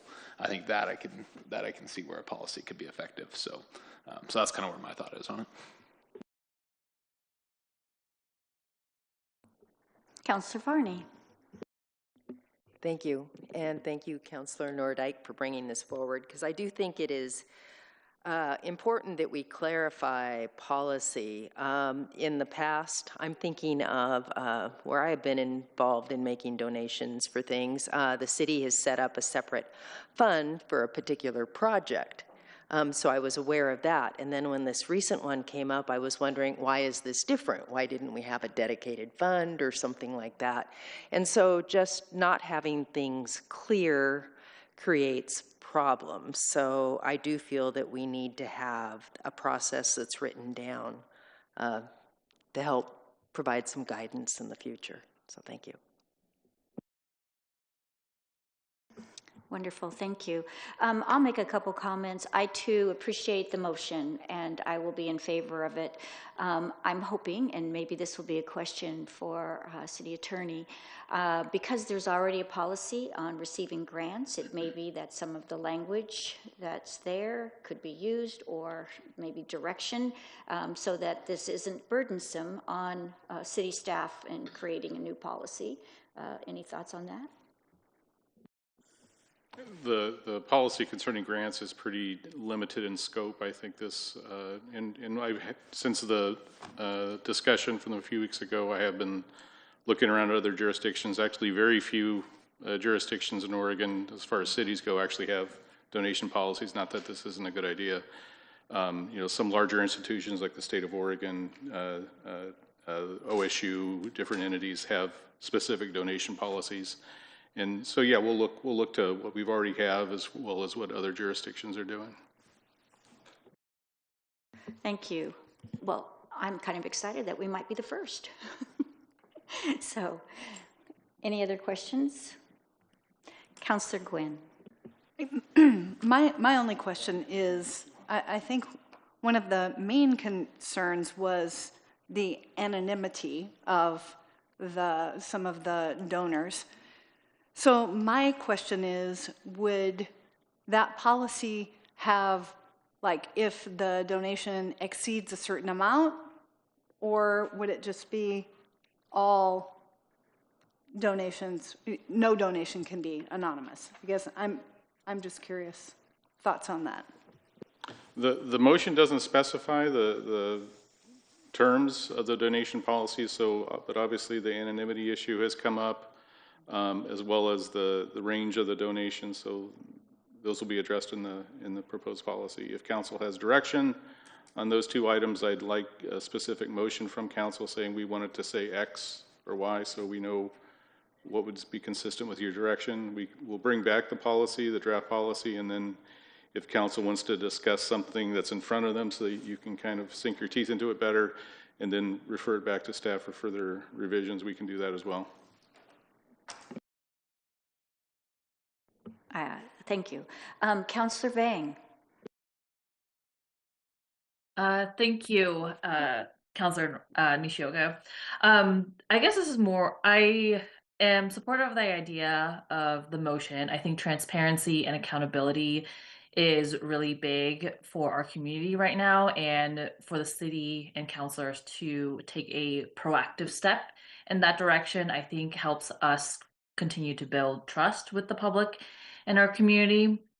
I think my question is more towards the details of what staff would bring as a policy recommendation. And I just wanted to know if this policy would look at would council treat donations for things differently than donations for staff?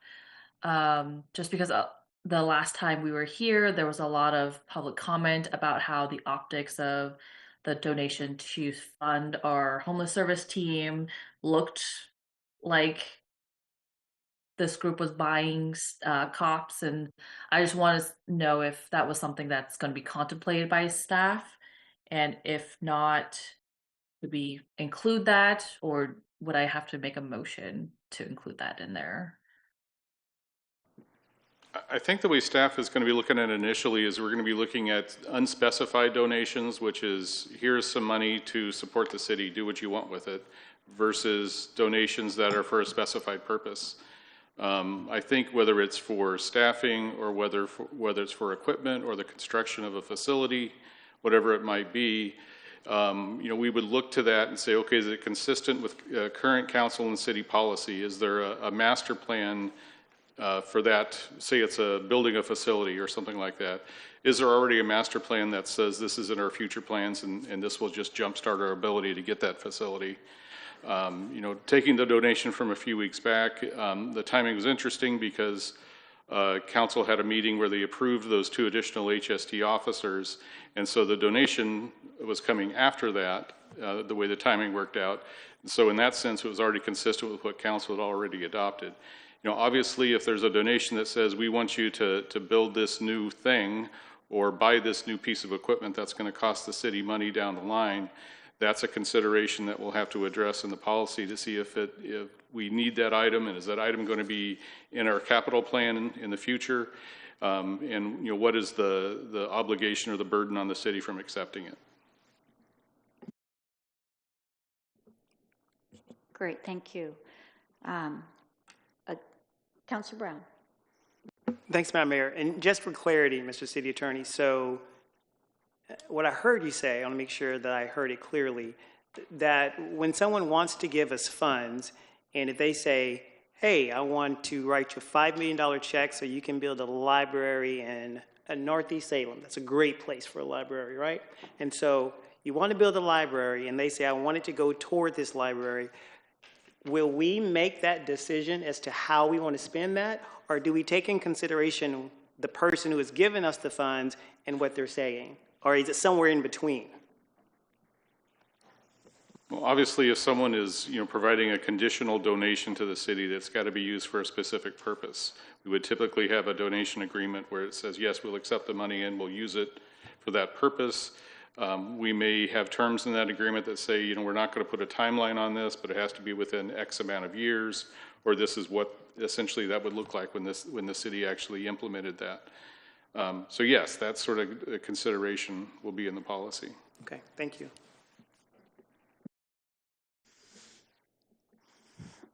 Again, I'll simply say that I look forward to seeing this if this passes, and I hope all my fellow councilors will consider options that they might want to bring up at that time.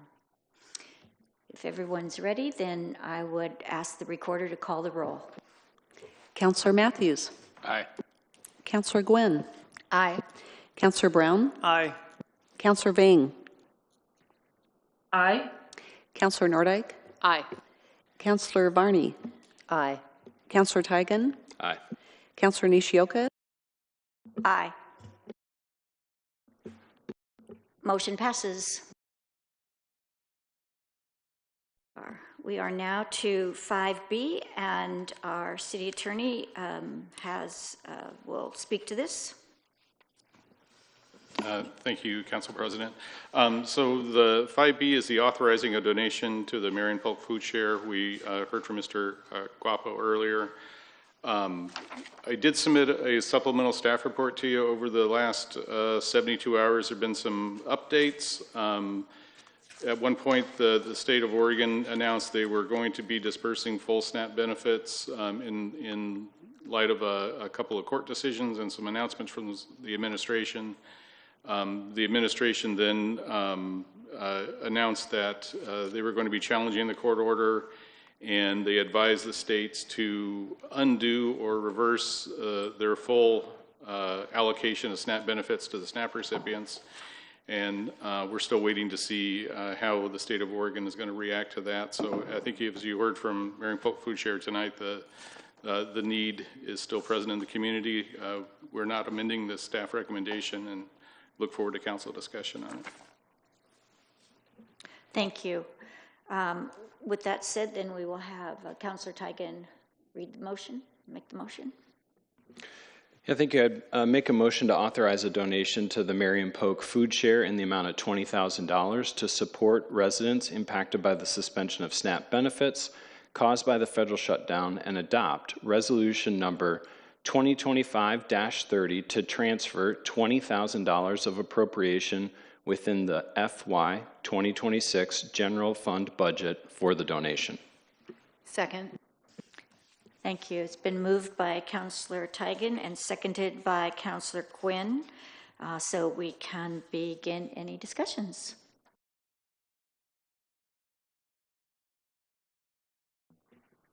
Councilor Nordyke.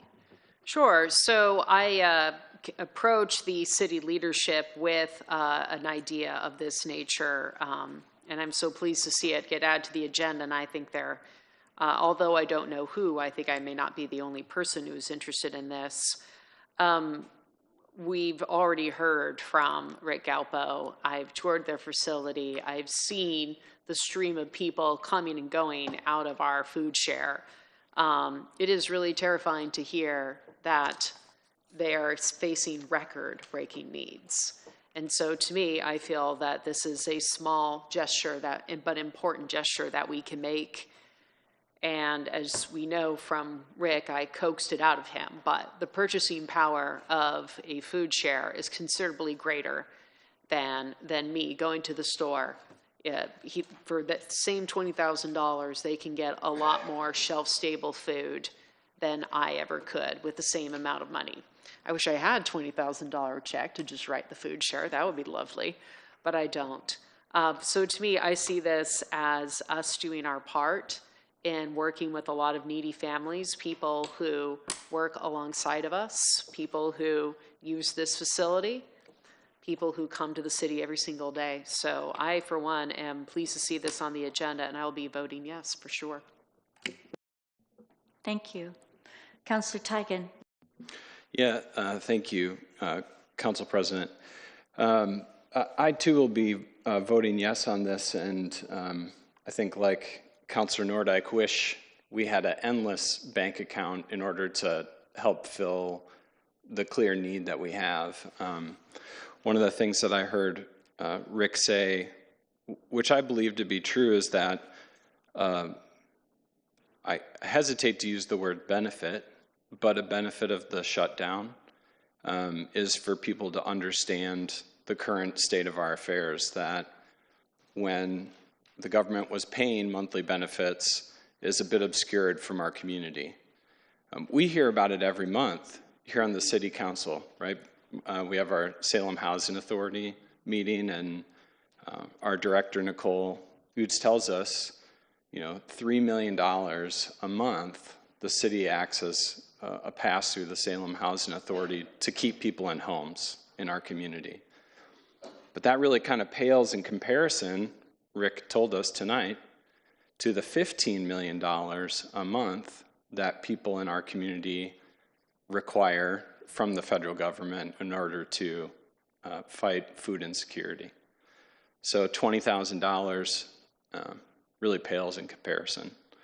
I think all of us, we've come to a place over the last 9 months or so where we generally try not to let the nonsense of federal politics infect the things that we're trying to do together as a council. But this is just really one of those places where the callous indifference to the poor, embodied in the human being who's running our country, has presented itself right in front of our body.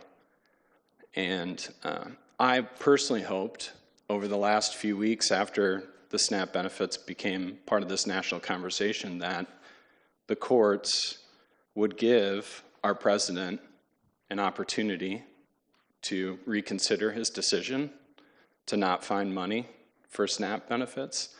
And they have given him that choice again and again, and he's stood there and done nothing.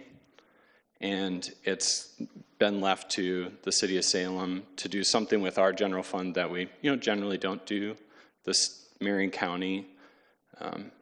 And so I really feel like while I try not to treat this microphone as an extension of a op-ed page, I do feel like tonight I have to say that this is not a decision we should not have to make.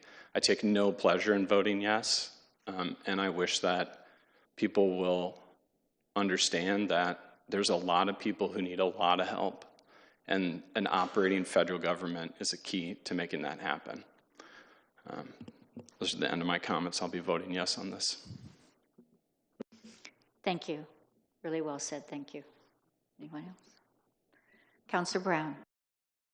Thanks, Madam Mayor. So appreciate your words, Councilor Tigan, and I follow that. My question is probably for the city attorney. A few years ago, it was during the previous council, and it was when we had ARPA funds. There were a lot of families that were in need and during the height of the pandemic, and they needed support when it came time to pay for their utilities, and there was money set aside for that. Do we know if the city has received, calls or emails from different communities that are saying, hey, I'm struggling with paying this utility, but I don't want it to get shut off? Are we receiving any of those that the city could share with us by chance, or no? I'm just curious. I'm not aware of that. I'm wondering if Brian Martin has, who oversees utility billing, is here. He just was here a few moments ago. I think he may have stepped out, and there he is. When he comes back in, he's going to be really surprised. When he comes in, we should all clap for him. Is he coming? Mr. Martin, I presume. Happy birthday. Brian, if you could come on down. Yeah, I wasn't joking. The last time that happened, the person became city manager. So He's thinking like, am I in trouble? So, Mr. Martin, you get to come to the podium. You'll rehear the question. So the question was asked whether we are receiving calls from our utility billing customers asking for rate relief given the federal shutdown and the suspension of SNAP benefits. I have not heard of any to date, but I have not asked the question either. I can follow up with staff on Wednesday. I would appreciate that. Thank you. Thank you, Director Martin. And my only ask is, and I agree, I think this is a small, important drop in the bucket to help so many of our families. I just think like right around the corner, we have folks that are being laid off if they haven't already lost their job, and we're heading into the holiday season. And so my mind just goes, will we have people calling us saying, hey, I'm struggling with my fees, because they'll probably come back to this body again, and we'll have to figure out how to assess that. So I'm just elevating that just so we can just be on our radar. Councilor Tigan. Thank you, Council President. To your question, Dr. Brown, I do believe that it was a priority of this administration to also shut down the LIHEAP program, which helps fund folks who need heating assistance. So I think the other thing that I've had sort of a hard time in my heart about this vote as well is that I don't believe that this is the last time that we're going to be asked to act like this in terms of filling the shoes of what people have come to understand is not a city responsibility, but the responsibility of another level of government. And so while in my initial interest of this, I wanted to donate a lot more than the number being talked about right now, I think I also know that we're opening a door that might be open for the next couple of years, and I think we also need to be judicious. That's sort of the role I find myself going back to as your former budget committee, now city councilor, is being judicious about these actions as well. Councilor Nordyke.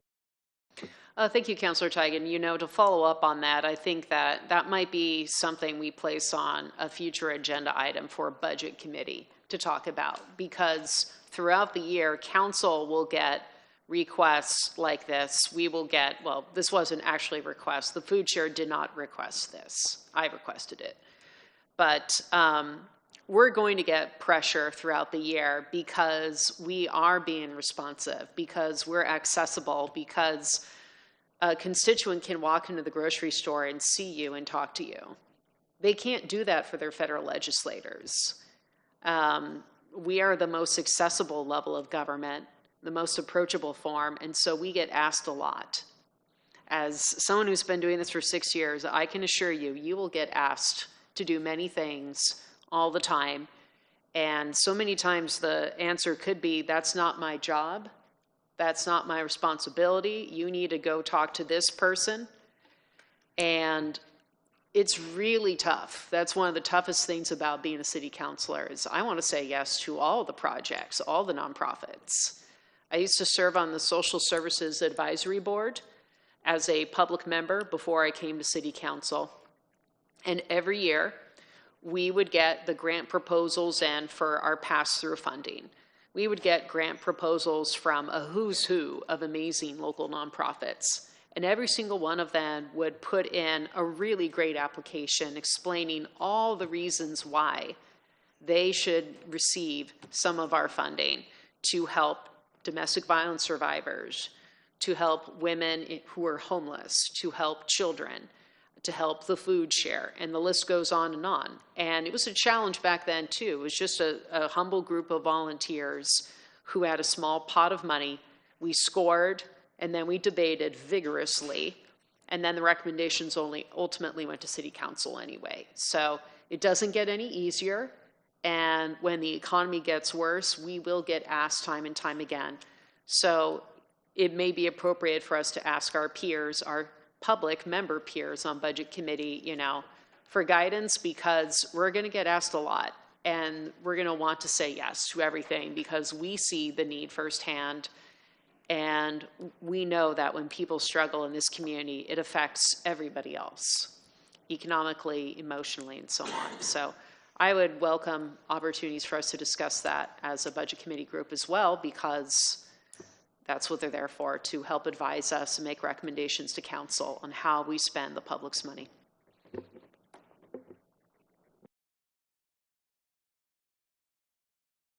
Councilor Matthews. I think Councilor Tigan, you hit it on the head when you said there's absolutely no positives to this.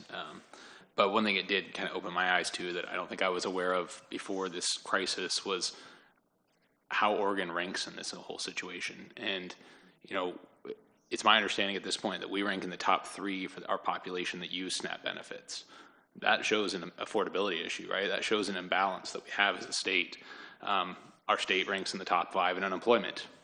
I think logically we should say those two things probably link up together. We're on the lower end for actual job availability. We rank top 10 in the homeless population. These things are all linked together. It's not a surprise that we're in the top 3 for the usage of SNAP benefits, and why you'll have your neighbors and your friends that'll have, and you yourself potentially will be dealing with a bigger portion of this SNAP issue than other states. And so we have a structural imbalance in Oregon when it's coming to this, and hopefully at a state level even, I mean, I know federally is what we're talking about a little bit in this, but at a state level, this really needs to be addressed to not have us be in the top 3 on SNAP benefits to start. Councilor Brown.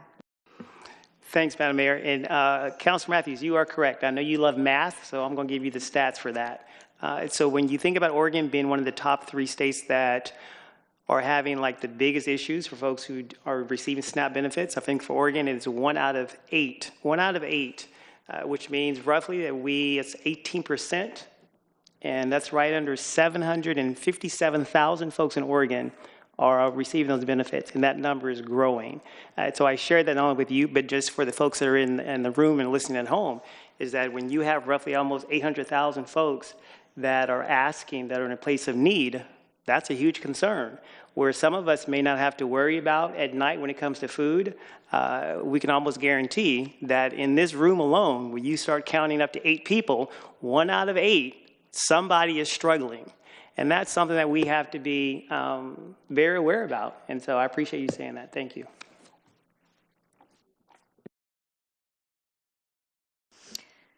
I will simply add, too, that, yes, it's always difficult when we use general funds. We all get concerned. Oh, thank you. Councilor Vang, go ahead, and then I will finish my statement. Thank you, Councilor Nishioka. I'm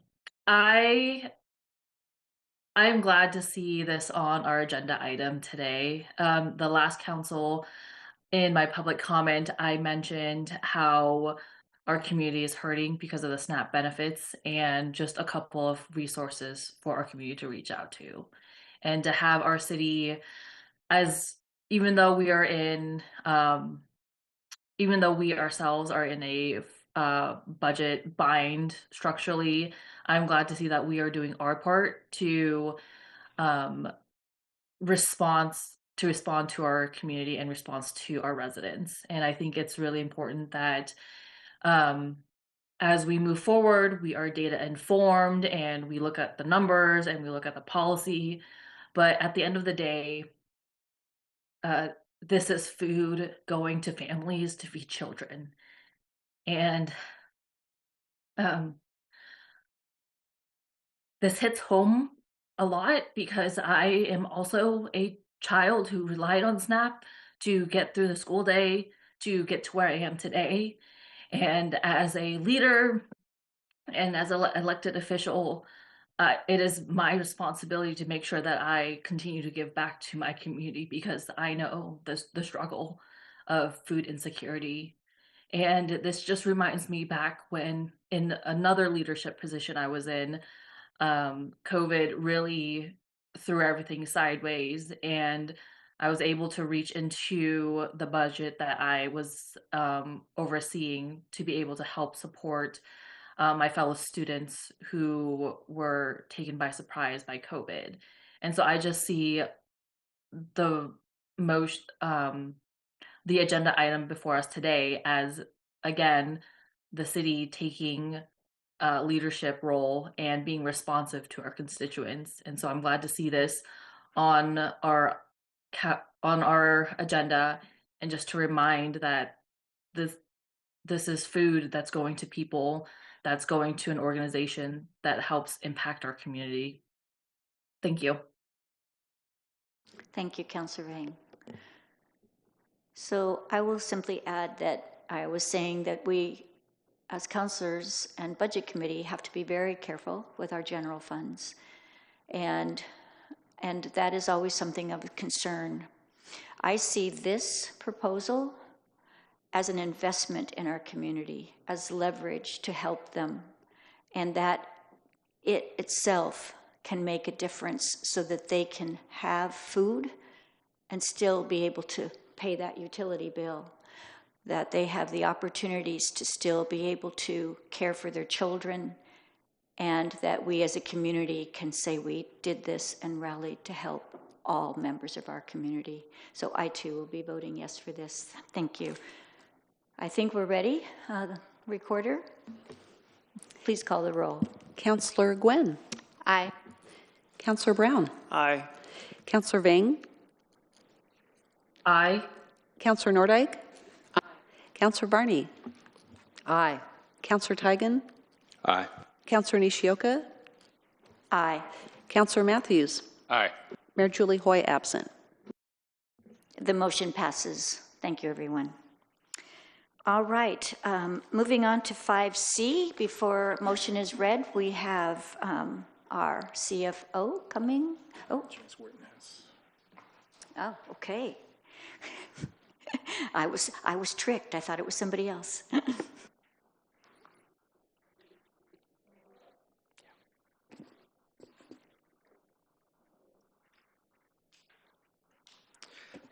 All right, I'm James Wharton Hess. I'm an analyst in the budget office, and I'm here to present the community services fee adjustments and waiver increase item on your agenda. So I wanted to start off with where we've been. Work started on this project in July of 2024 when we kicked off our fee study work with our consultant, Matrix Consulting Group. Months of work by community service staff, and then the Matrix team resulted in the final report being published in May of 2025. Because of the timing, the 2026 fee schedule was adopted by council as usual in June with a plan for this finance committee to have time to review the final report and staff's recommendation before forwarding that to council.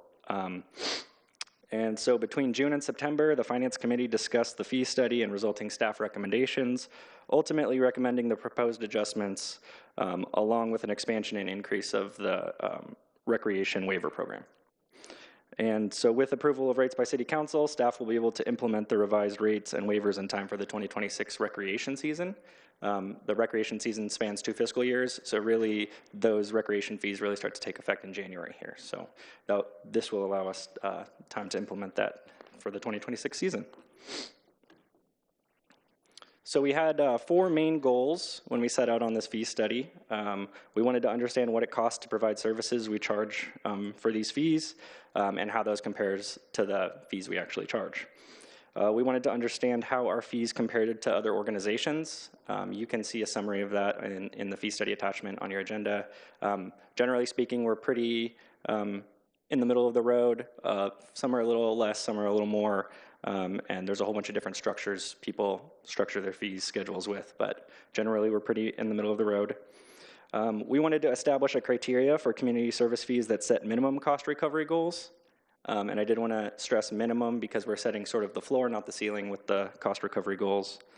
And finally, we wanted to rebase our fee schedule to align with the new information we gathered as a result of the fee study and our new minimum cost recovery goals.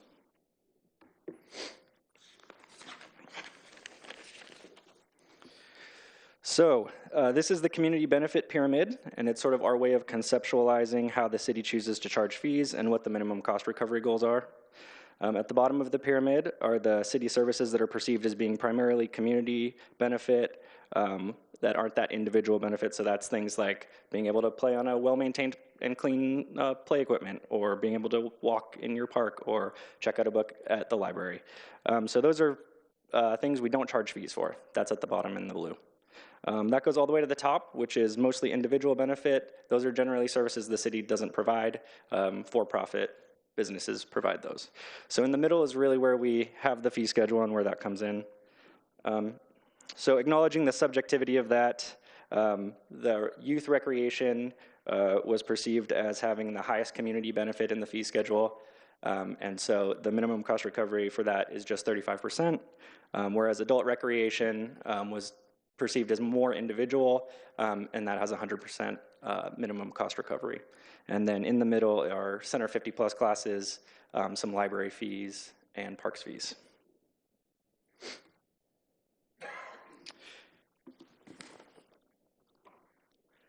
So how this was applied to the fee schedule and staff's recommendation.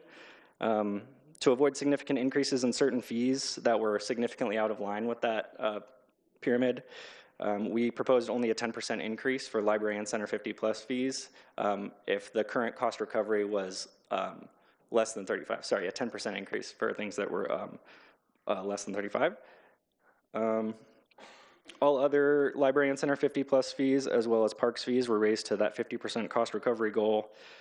Youth fees were raised to the 35% recovery target. Adult recreation fees were also raised to their 100% target. And importantly, all fees above the minimum cost recovery goal were raised by 3%.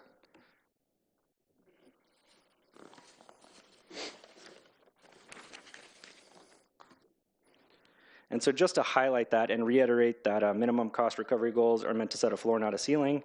You'll see plenty of fees where the cost recovery goal is at or above 100%.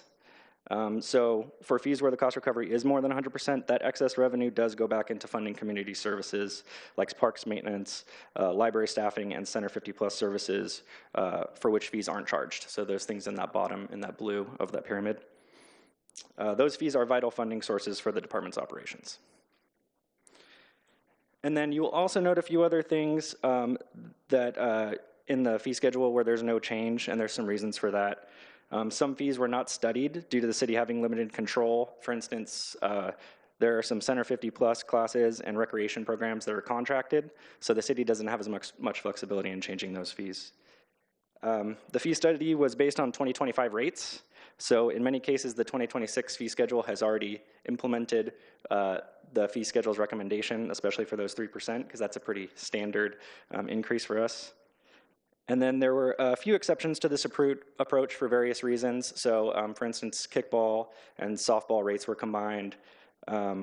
Overtime and holiday pay for parks, recreation staff for events was 100% recovery, because that's not a sunk cost. We're sort of adding those people to come in, and it was thought that they should pay 100% of that cost.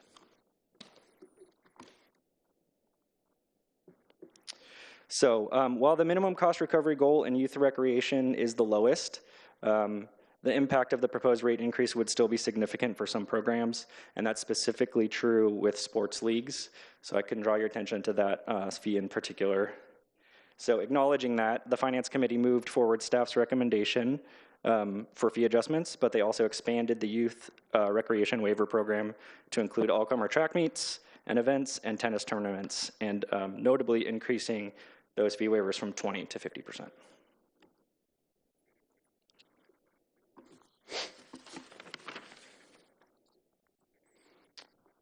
So Finance Committee's recommendation is to adopt Resolution 2025-24, adjusting certain community service fees and increasing certain youth recreation waivers. And I and community service staff are available for questions.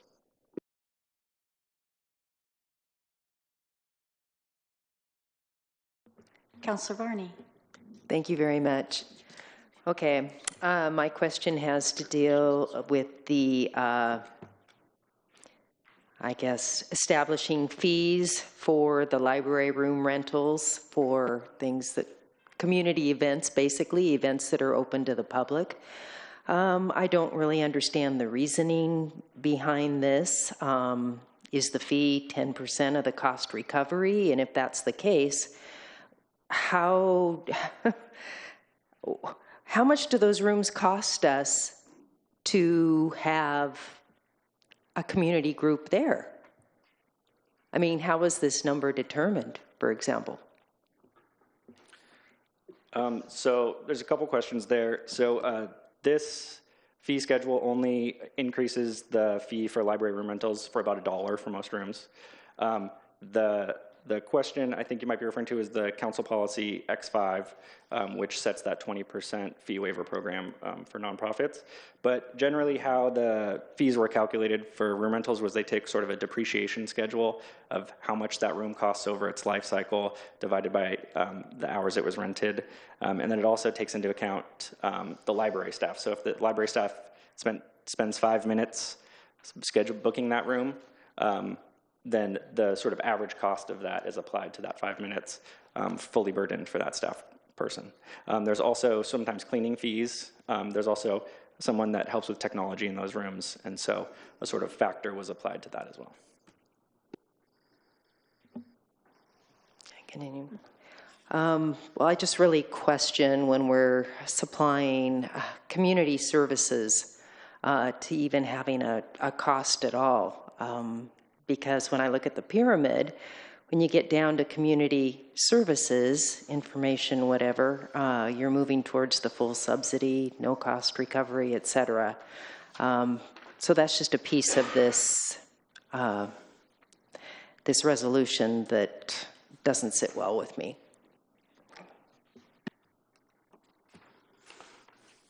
Additional questions of staff? Sorry. Are there additional questions? Are there additional questions?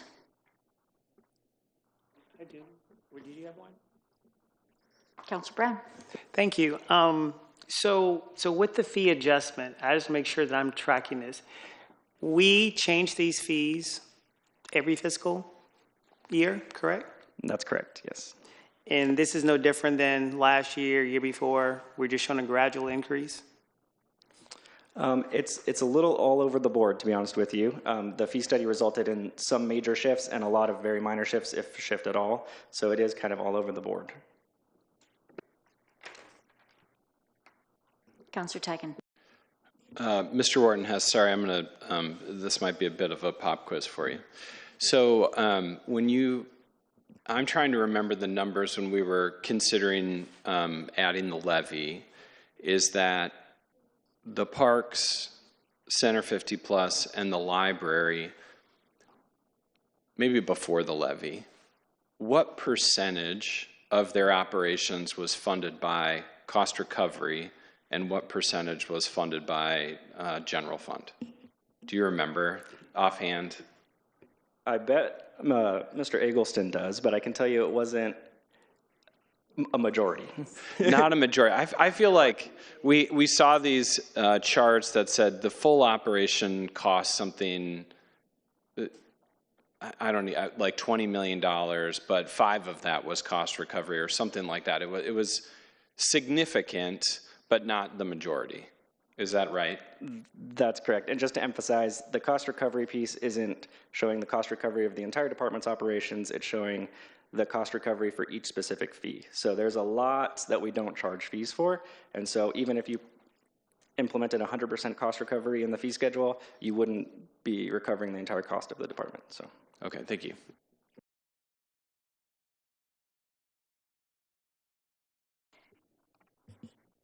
Thank you for that presentation. I know that I serve as alternate on the Finance Committee, so I come in and sit, and the Finance Committee went over this and had many discussions and recognized that they went through a lot of challenges themselves and questions and worked very hard on this. So those of us that are not really in that committee didn't see the work that went into it.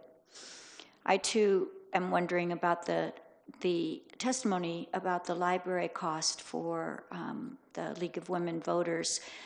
The one question I would have is if someone, such as the League of Women Voters, felt that this fee was really so burdensome, is there an opportunity that they could speak with somebody in either the finance office or somewhere else to find out if there was maybe an equal place that would be less expensive for their meetings, or if there was some mechanism that they could maybe see if they could get a reduction?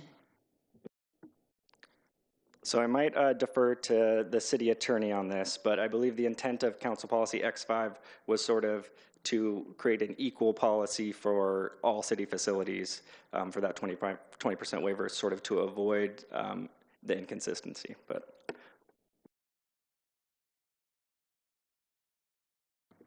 so I may ask James to supplement what I'm saying here, but we currently have a adopted council resolution that provides a 20% waiver for nonprofits for certain city facilities. This policy would supplant that policy. So the default of 20% waiver would go away and these fees would replace that. so I think X5 was specific to event space, my apologies, facility use and room rentals. So I think this might be adjacent to it, but they don't necessarily overlap, because library rooms are not changing the waiver program. It's strictly recreation programs. Okay, thank you for that clarification. Councilor Matthews.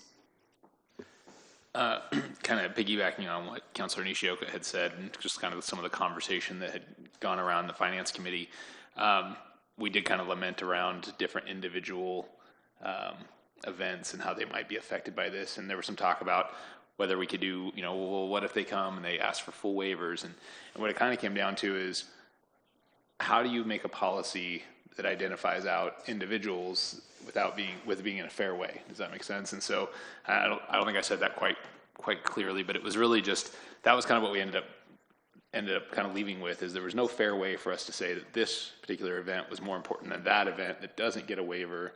And so this seemed like the most fair way to just consistently across the board try to treat all the events who in their own individual right are important and to their own individual membership feel is the most important, but try to treat everyone as equally as possible. So I think that was kind of some of the intent from the Finance Committee.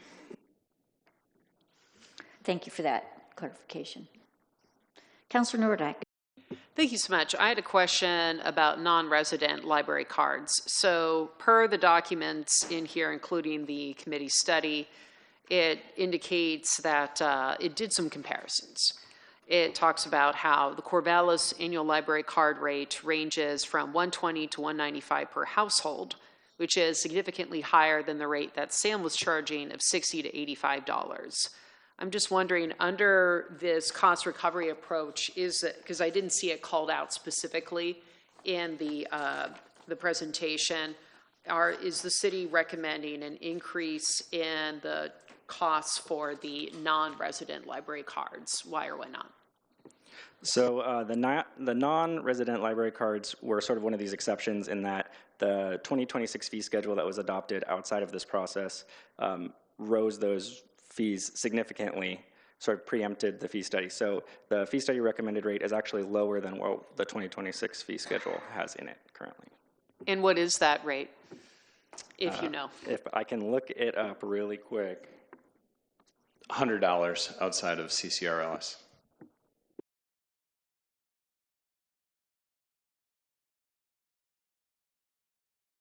Thank you for looking that up so quickly. Councilor Brown. Thank you. So my question is this, and it's really going back to the testimony we heard earlier in regards to the fees being raised for those nonprofits that just can't seem to, for whatever reason, they can't afford the increase. Does the waiver speak to that also, or will they be charged that regardless and they'll have to pay it? So the waiver is pre-existing council policy, so there's no change recommended to that waiver program, and that is the 20%. So in order to change that, council would need to change their council policy. So there's a lot we would have to do. So I'm assuming this goes to the Finance Committee first for you all to consider. Is that correct? Been there and done that? Okay. They're bringing it to us now. Okay, thank you.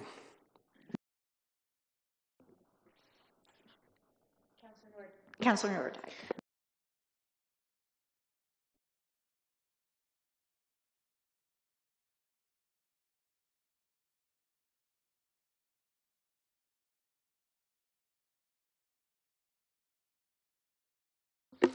My apologies, I'll repeat.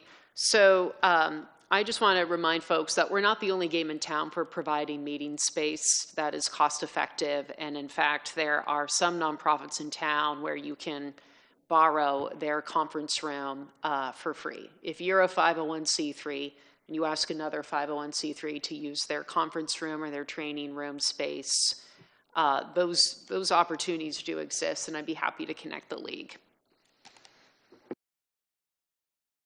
Councilor Varney. I wanted to say thank you for the conversation from my colleagues and the feedback from the Finance Committee that you did take the opportunity to really review this and look into it, and thank you for your input. Thanks. All right, I'll also finish off by just saying that, you know, the city is really needing to take a hard look at cost recovery. And so this is another step. It's painful, but we need to do it. So I think we're now ready to actually hear the motion. I think I'd make a motion to adopt Resolution 2025-24, adjusting certain community service fees and increasing certain youth recreation fee waivers. Second. It's been moved by Councilor Tigan, seconded by Councilor Gwynn. This seems to be the duo group today. and we've had presentation. Thank you very much. Is there any further discussion?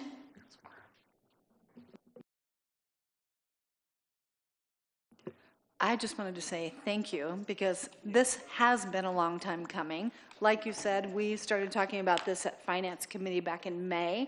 You wanted to bring it to us in September, and here we are, November, and finally getting it done. So thank you very much for all your hard work and your patience.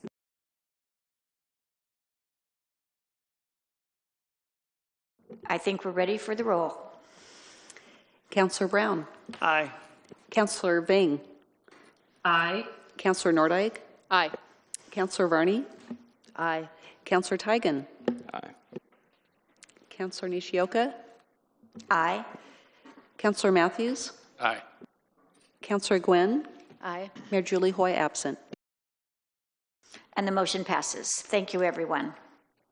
All right, now on to 5.D. And again, we have city staff that's going to be doing some information for us first before the motion is read.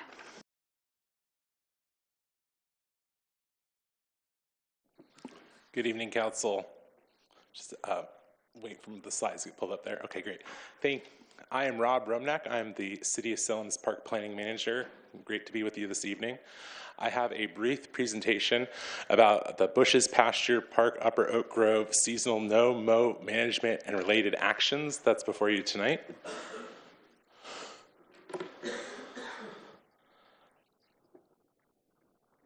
My presentation tonight is really just to simply summarize recommendations from the Salem Parks and Recreation Advisory Board. At the core of this topic, and this is kind of the core of it, is striking the balance between ecological restoration and recreational use of the park. So with that introduction, the map for you provides some useful background, but before I go over it, the Upper Oak Grove is a significant part of the Bushes Pasture Park, both culturally and ecologically. The city's management of this area is guided by the Cultural Landscape Management Plan for both this park and Deepwood Estate Gardens, which is adjacent to it.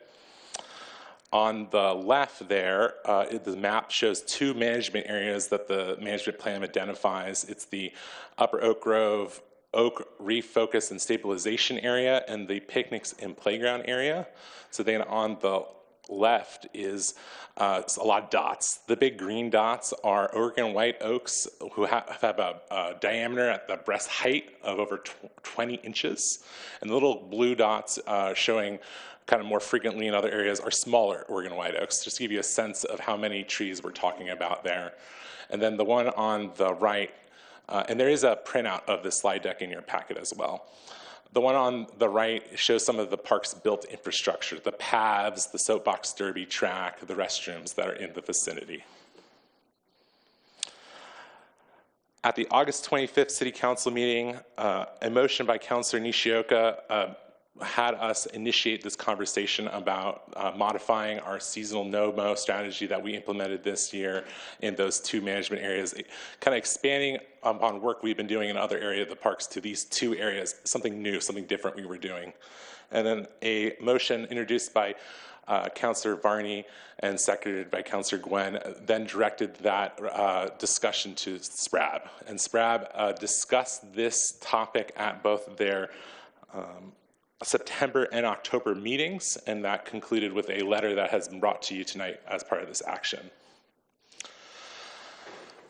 When we began this modification to our mowing practices at the park earlier this year, the four bubbles on this slide on the outside are really what the focus was on: protecting the Oregon white oaks, restoring a native understory vegetation, reducing soil compaction, improving soil quality, and encouraging this development of a depth or of an organic layer under the trees that could help retain soil moisture, particularly during the summer. But what has been brought really front and center is this middle one, and what I said in the beginning of my presentation, is the need to strike a careful balance between ecology and recreation, and that is very subjective.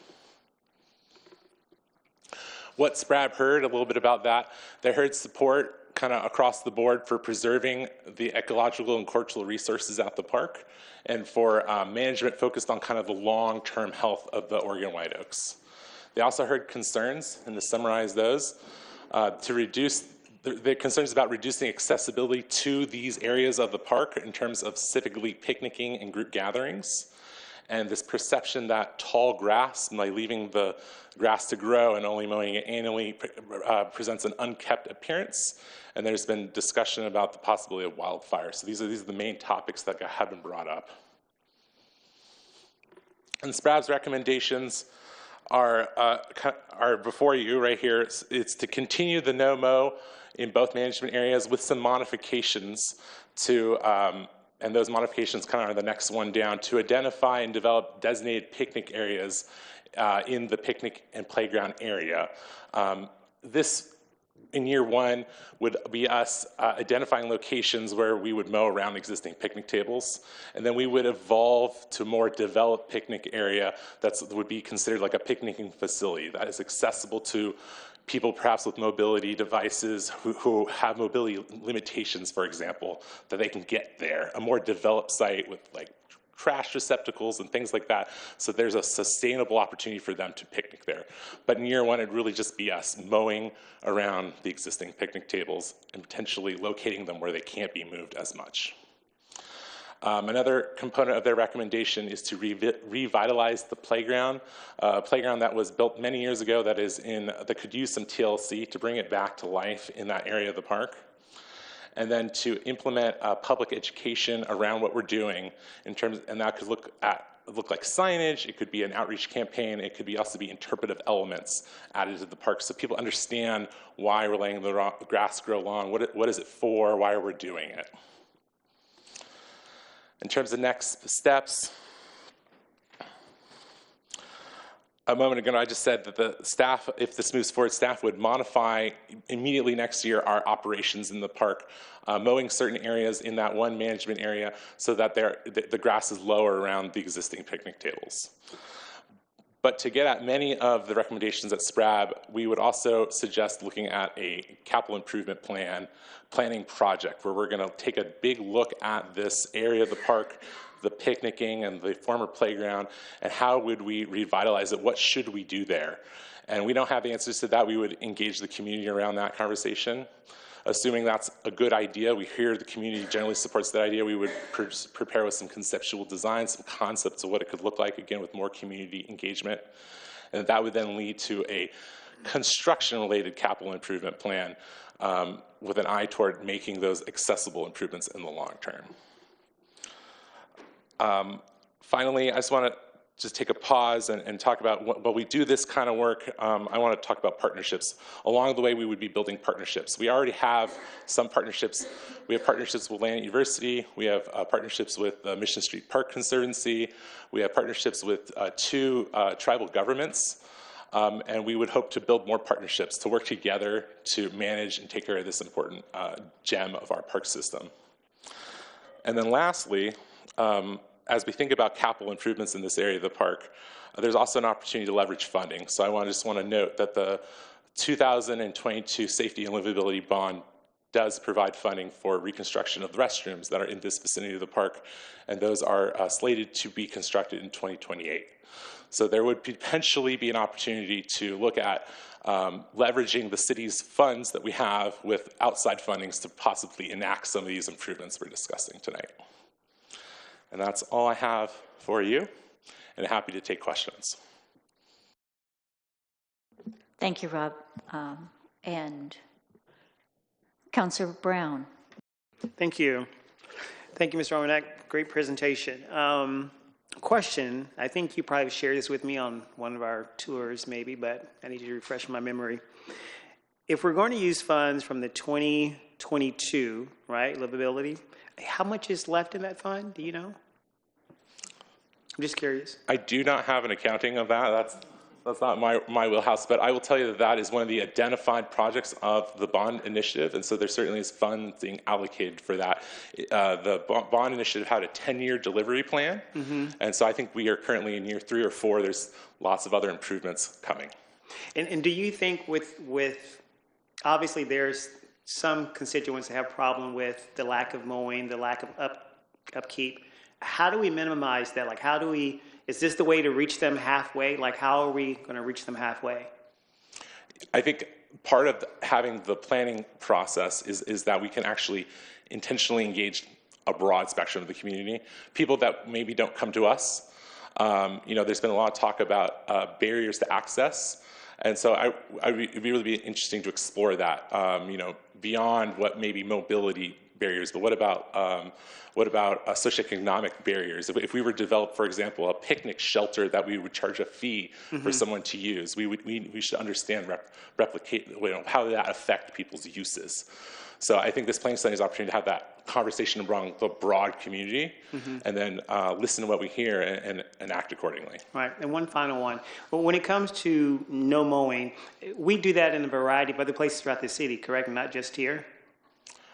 We have many acres of parkland that we call rough mow. So these are underdeveloped or undeveloped park properties where we're mowing once or twice a year. So that would be similar to what we're doing here. This is our only official project or program where we are mowing at a certain time of year to allow plants to go through their annuals, to go through their life cycle, to reproduce and let seeds drop. So I don't know that we have any other parks that we're actively managing in that regard. Closely like this, so this Yes. would, okay. Thank you. Councilor Tigan. Thank you, Mr. Romanek. Appreciate the presentation and the work SPRAB and other folks have done to come to a bit of a compromise, mowing around the picnic tables and the like. I think one of the things that adds to the, long grass doesn't necessarily need to look unkempt. I'm wondering, was there conversation at SPRAB about the kind of sad playground equipment that's there, the swing set with no swings, like that just kind of adds to the, oh, did they completely forget about this corner of the park? Is there, I know you're talking about a CIP to build a big new thing, but what about the sad thing? Is it going to go away? Yeah, thank you for that question. Hopefully I wasn't unclear. I think it's an opportunity to talk about the playground as well. The CLMP actually identifies there's a need to do a feasibility and conceptual design process specifically around the playground. And so this is an opportunity to really tack the picnicking onto that. And certainly that was a source of discussion at SPRAB. Sorry, I didn't get the answer. I'm not clear about what your answer is. So are you going to add swings to the swing set and it's going to look like an active swing set, or are you going to take down the yellow metal that is an abandoned swing set? I think the best way to answer that is to say if it's something we could really pose to the community as part of the discussion and see where it goes, I think we would want to. I think my instinct is yes, we want to rebuild and replace that playground. However, it's not as easy as just buying a new swing set and setting it up. A playground is a facility that the city has obligations to ensure is accessible to the whole community.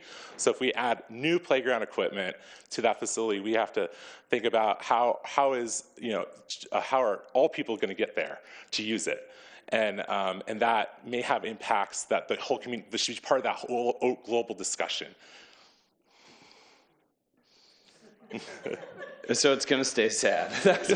So the yellow playground that doesn't have any swings on it is still going to be there and look sad. We should probably take a look at what we could do in the immediacy, but yes, for a while it's going to stay there. Okay, well, maybe we'll make a motion about that. Councilor Matthews. I wanted to double back on this for a second. So with the sad playground, I guess my question, so what is the timeline? It sounded like 2028 is when we would really see any actual playground change. It would be all the way till 2028, is that right? 2028 is when the restroom is slated to be go to construction for replacement. In terms of how long would this planning study take to get through? That's a good question. I don't have the answer for you tonight. One of the initial steps for us is to look at, in the CIP process, we talk about issues, unfunded project ideas. And so we would, just like any issue, we would need to match this one with a funding source. And that has yet to happen. So we don't know how we would fund the planning study, for example. Councilor Brown. Thank you. I'm going to go again with the sad. So I'm confused. Because my first question was, we're using money from the 2022 Livability Fund, and there's money there. We don't know how much, but there's money there. So I don't understand why we can't change the sad part to the happy or glad part, because we have the money. So I'm stuck there. That's to hopefully this. I can make it more clear. The bond funding that has been allocated by the initiative is specifically to replace a restroom in the park. So anything beyond that is outside of what the voters have decided. However, if there was an opportunity for state to go out for a state grant, we could use that funding as our match to say, hey, the state of Oregon has a grant program and we want some money to make a less sad playground. We can say we already have these funding that's committed to this restroom project, and so our overall project is this area of the park, and so hopefully that we could leverage our own investments to attract a grant to the city.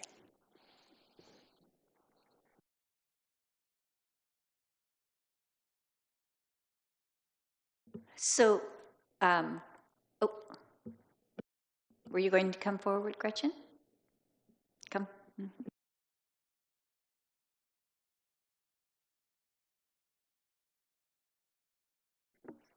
Hi, Gretchen Bennett, acting in capacity Communities Services Director. I just wanted to offer, with recognition that a removal can generate new SAD, we could take away the SAD and just get that out of there while we await a new and better thing. So we could just get that done and take that out, but it could cause some in the community to say, well, geez, now this is gone, but nothing's coming back in. So that's a fair tension. Thank you.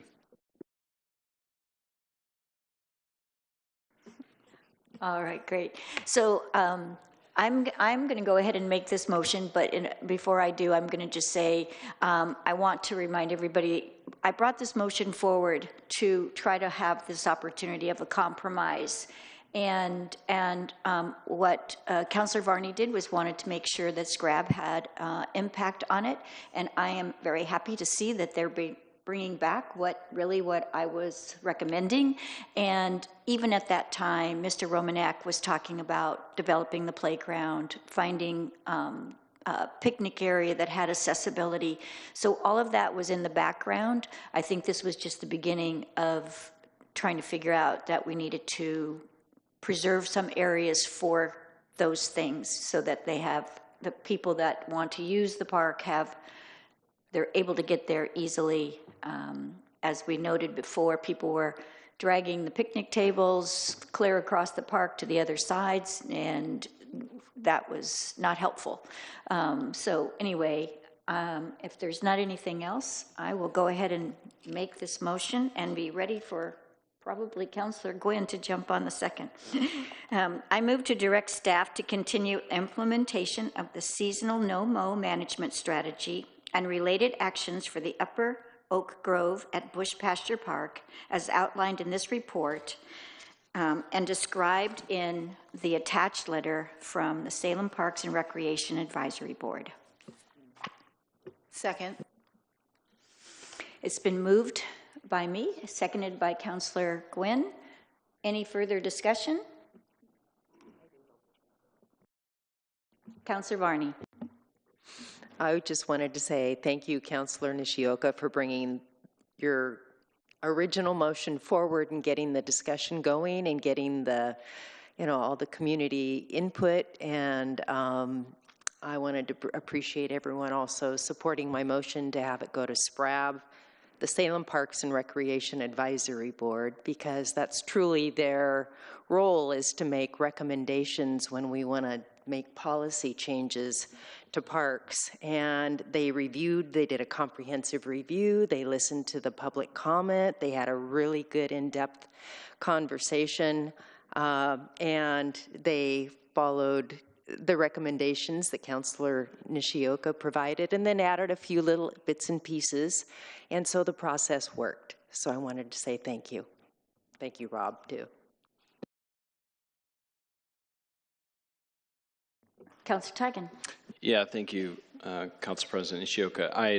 I'll just say thank you to Mr. Romanek for entertaining my questions about the playground. This is a part of the city that I frequent because I go to church across the street from it. And I do feel like the existing playground equipment it's a swing set without swings. It doesn't look good, and it really adds to the the character that we're not taking care of that corner when really we are. Long grass is actually a way of managing the thing, but I think sometimes if everything around it looks unkempt, then it sort of looks like it's being ignored. Maybe it's up to the city staff. I don't really want to direct action from the council about what to do with one piece of playground equipment, but maybe it's something the city staff can come back or come up with a plan to transition it to looking nice while we consider a much more extensive renovation that would come under a CIP or something like that. Thank you for that. My guess is city staff have heard us. All right, I think we're ready for the roll call. Councilor Vang. Aye. Councilor Nordyke. Aye. Councilor Varney. Aye. Councilor Tigan. Aye. Councilor Nishioka. Aye. Councilor Matthews. Aye. Councilor Gwynn. Aye. Councilor Brown. Aye. Mayor Julie Hoy absent. And the motion passes. Thank you. All right, we're now to 5E, and our city attorney gets to speak first again. Thank you, Council President Nishioka. So we're happy to bring this request to create a mid-year project in the budget for the Pringle Parkade safety improvements. Over the past several months, we've been receiving concern from neighbors adjacent to the Pringle Parkade due to street racing or street drifting activity that's taking place in the parkade in the evenings. Groups of vehicles are forming up there, folks are hanging out, and then racing down the parkade, causing significant public safety issues. We've been trying over the past several months to address it. Police have been responsive, but it's difficult activity to deter. Several months ago, or a few months ago, we took to locking the roof of the garage when possible, when we weren't going to be locking cars out in the garage in the top floor to deter the activity. But it appears that the activity is continuing even when the roof is locked up by just folks moving down a level. So Kristen Rutherford is not here tonight, and Luke Bergeson, our facilities director, have been working on a couple of different things to address this issue. One is we have a potential to use security robots, which we had the pleasure of having a little demonstration at the leadership team level. These robots, as I think Dana Decline can speak to, basically would rove through the garage and be able to monitor activity and alert security if there is an activity going on that we're concerned with. In addition, we've looked at doing some physical improvements to the garage to narrow the travel lanes by using plastic and rubber dividers to deter the racing activity, so folks won't be able to speed as much through the garage. That's just a general overview. If you have specific questions regarding the activities or the robots, I'll have Dana come up, and if you have questions regarding the specific physical improvements, Luke is available as well. Thank you. Councilor Brown. Can we see the robot? You know I'm going to ask. Do we have any? Is the robot here? It's not? Oh, I don't have any questions then. I just want to see the robot in action. Dana Decline, Assistant Director of Urban Development, and we have seen the robot, and they're quite cute. So it's not scary. It's something to be seen. So okay, hopefully. Well, my question along with the robot is, how much does the robot cost? You know I'm going to ask that. Robot is, we just got the final bid, and it's a company out of Philomath, and it's $5,500 a month for 15 hours of live monitoring. And I do have a picture of the robot. Okay, so $5,500 a month? It's $5,500 a month. Got it. And I'm going to ask a question because I can probably sense Councilor Matthews asking this question. Can you share with us the procurement process for that, the company you went with? Yes, I've actually got it on, we wrote out multiple items of requirements with response time, charging. One of Kristen Rutherford's big one was friendliness. She did not want it to be robotic and military feeling. She wanted it, this one's got big blinky eyes. And so we sent it out to 5 separate contractors that service this. We got 2 responses, one out of the Philomath company. It's the only in Oregon one that responded. The other is out of California, and they were the higher price one. Got it. Thank you for sharing that. I appreciate that. And there's only one? The bid is for 1 robot, yes, and then we would have another one. They would also have another one stationed on site in a storage room in case there was damage. Got it. Thank you. Before we go on, would you please introduce yourself? I'm Luke Bergerson, City of Salem Facilities Manager. Thank you. I think Councilor Gwynn, you were first. Well, and my question's pretty simple. Which one is Pringle? Is that the one across the street? Yes, it's the one directly across the street. And maybe we should add that this one is not in the parking district. So some of the things, and I'll just do a quick information. This is in my ward, and many emails, calls, texts late at night. It's been a real problem for the residents in this area. And people have been hurt somebody fell off and fell several floors down. So there's been a lot of issues. The police have been doing an excellent job trying to get there when they're called and have the time. It still remains a problem, and it's been ongoing. And as I said, my constituents have been extremely vocal. Ms. Rutherford has been working on this. I was even trying to bring forward the idea that we could incorporate Pringle into the parking district. And I learned that we could not, because the parking district was voted in, and it didn't include this, so that would change everything. So she was trying to find a way to help, but not necessarily have it be included as a parking district, though I know that currently the security has occasionally gone over there just to kind of patrol. And if I said anything incorrect, I would appreciate staff correcting it. So anyway, that just gives you a little bit of information and further discussion. Councilor Matthews.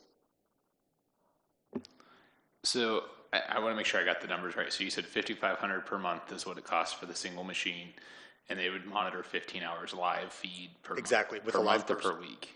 Yes. Per month. Yes. Okay. 15 hours per day per month. Oh, per day. Yep. Okay, so 15 hours per day. Exactly. Got it. All right, that's all I needed. Thanks. I'm just going to also ask, I think that this also is being potentially used in other locations. And so what I don't know, if you can tell us if that is incorporated in the cost that you're telling us about, if like there's another robot in another area, or if this is the only location.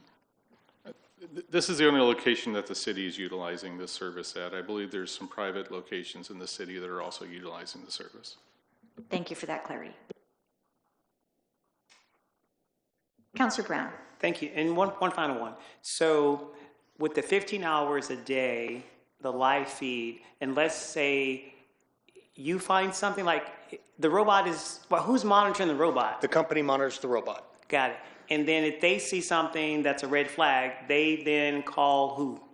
The downtown security officer. And then that downtown security officer reaches out to PD? I think it depends on the circumstance. I'd have to confirm that.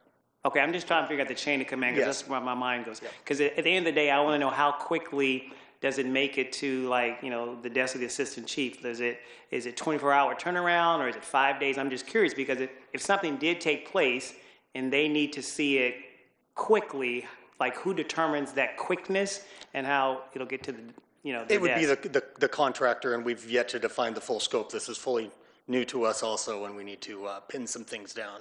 Got it. And so you'll come back and give us a report. Is that coming our way or no? We haven't envisioned a status report, but we can certainly update council. And this isn't intended to be an emergency response or monitoring. It's for activities that are taking place that violate the rules for the parking garage. So it's a civil response. It's not a law enforcement response. Got it. And might you explain how, I know that Ms. Rutherford also explained to me that having actual people coming and monitoring, that there was a cost effectiveness to having the robot. And so you might speak to that. I have never hired the security company myself. Kristen, that was all run through UD, so I can't answer that.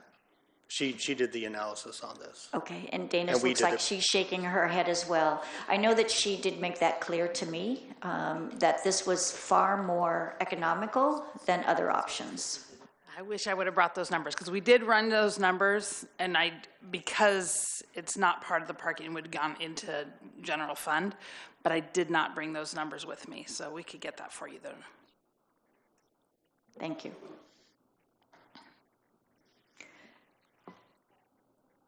Any further questions? Would you like to see a picture of the robot? Yes. It's just a quick picture of it. And it's on my last slide. Oh, did she hear that? I don't know. There's actually one at Salem Center I went and visited. Oh. It's like an We art. need to get a wrap job on that. Like good call.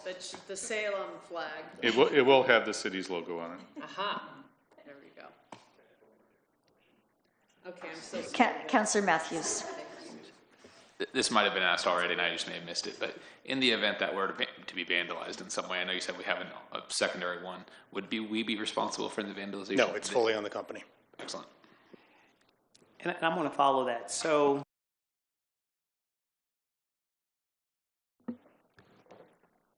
jobs. Is this going to take somebody's job? No. Sorry. There's nobody doing it now. That's exactly it. We don't have the service there now. In times past, we have utilized general fund to provide security services there, but currently we don't. And the only reason I'm asking is because obviously you look at this little R2D2 2.0 version, it just makes me wonder because it kind of looks like a police officer on wheels, right? And so when I think, it does. And so when you think about that thing being in the parkade, I'm wondering like, sooner or later, like how many of these are we going to find like in Northeast Salem? Oh, there's one right there, you know, at the corner of Hawthorne. You know, it's like, right? That's where my mind goes to. I'll stop because I'll keep going.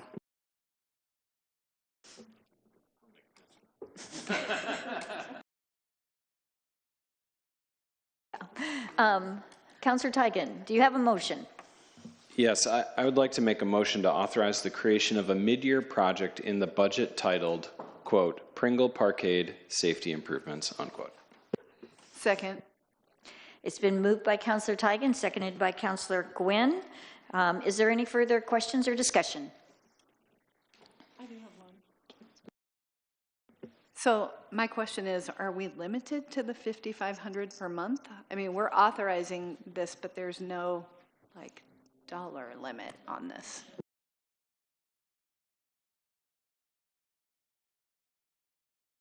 Two parts to this, $5,500 a month.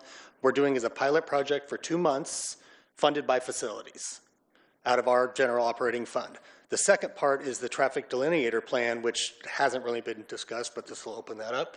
And that is the $60,000 that we're looking for out of the construction fund to, as Dan mentioned earlier, slow traffic, adding speed bumps, adding delineator posts, and repainting existing islands to keep them from drifting around the corners. It's overall, we believe it's going to also help with the safety of the parkade during the day because people cannot fly down it with our plan. And in PD, they're at the table also as we talk about this? With the traffic part? The whole part. They have been part, as far as the responses they've given. Facilities has developed the plan for the traffic flow. We're not proposing to change traffic flow by any means.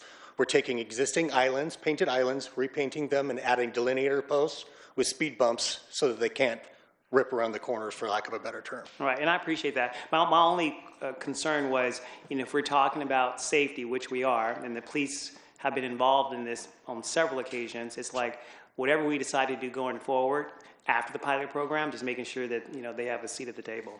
Absolutely.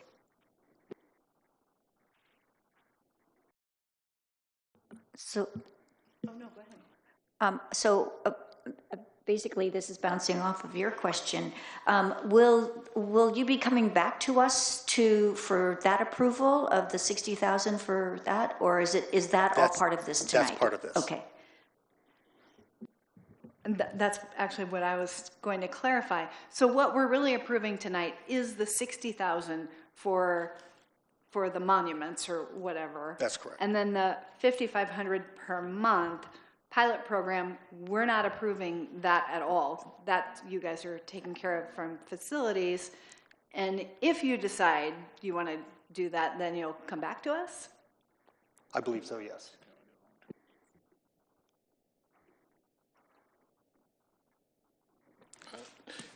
That's essentially correct. If we're going to do this long term, there's budget implications, and we can address that through the budget process as we go forward.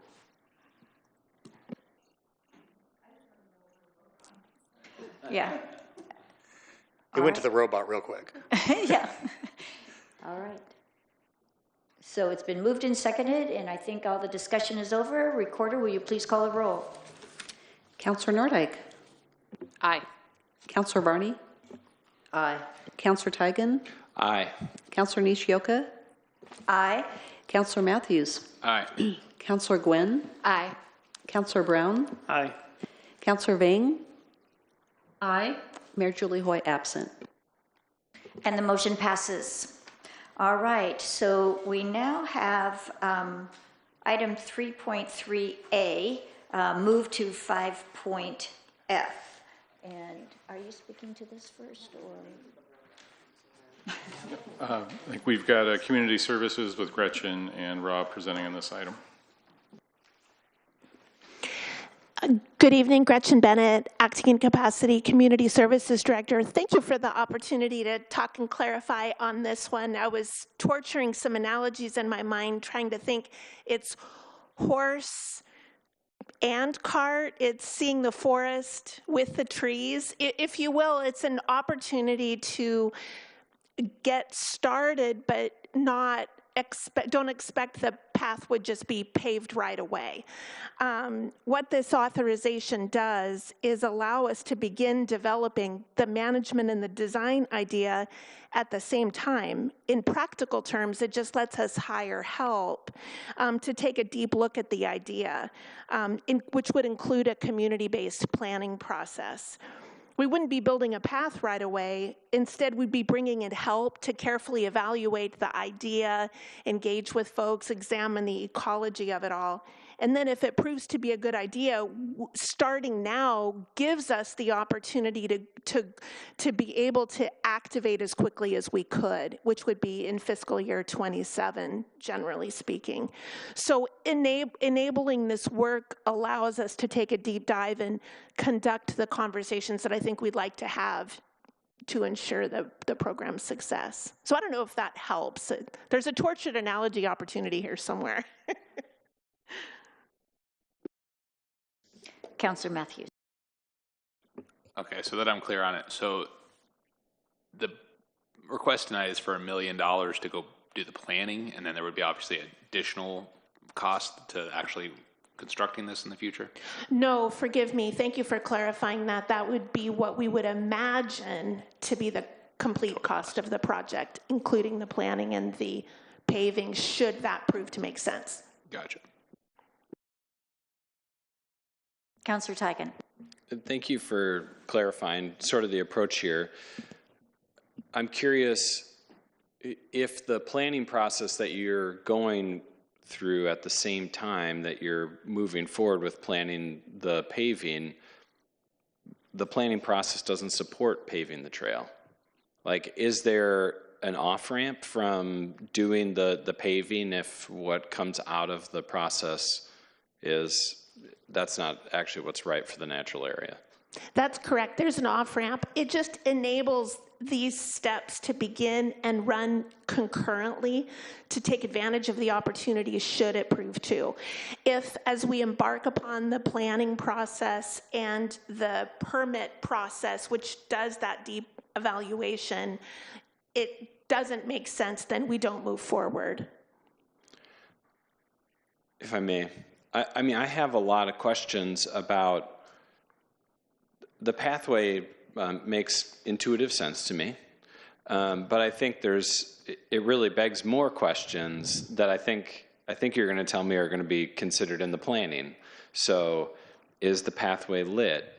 What does the natural area look like around the pathway? What's the plan for maintaining the area? Like it seems to me like the pathway is just kind of step A of this, and having traversed it in the last few days, like, oh, I can see why you'd want a pathway here. But it also just, there's so many more questions. So I guess I just want to know that those are going to be answered through the concurrent planning process. If I may, we do know a little bit of that now. For example, we don't contemplate lighting because the park closes when it's dark, and so we wouldn't want to encourage night use when a patron isn't to be there. Gosh, there's two more, and I forgot. I think we had notes on them. The lighting, the beginning of the path is lit.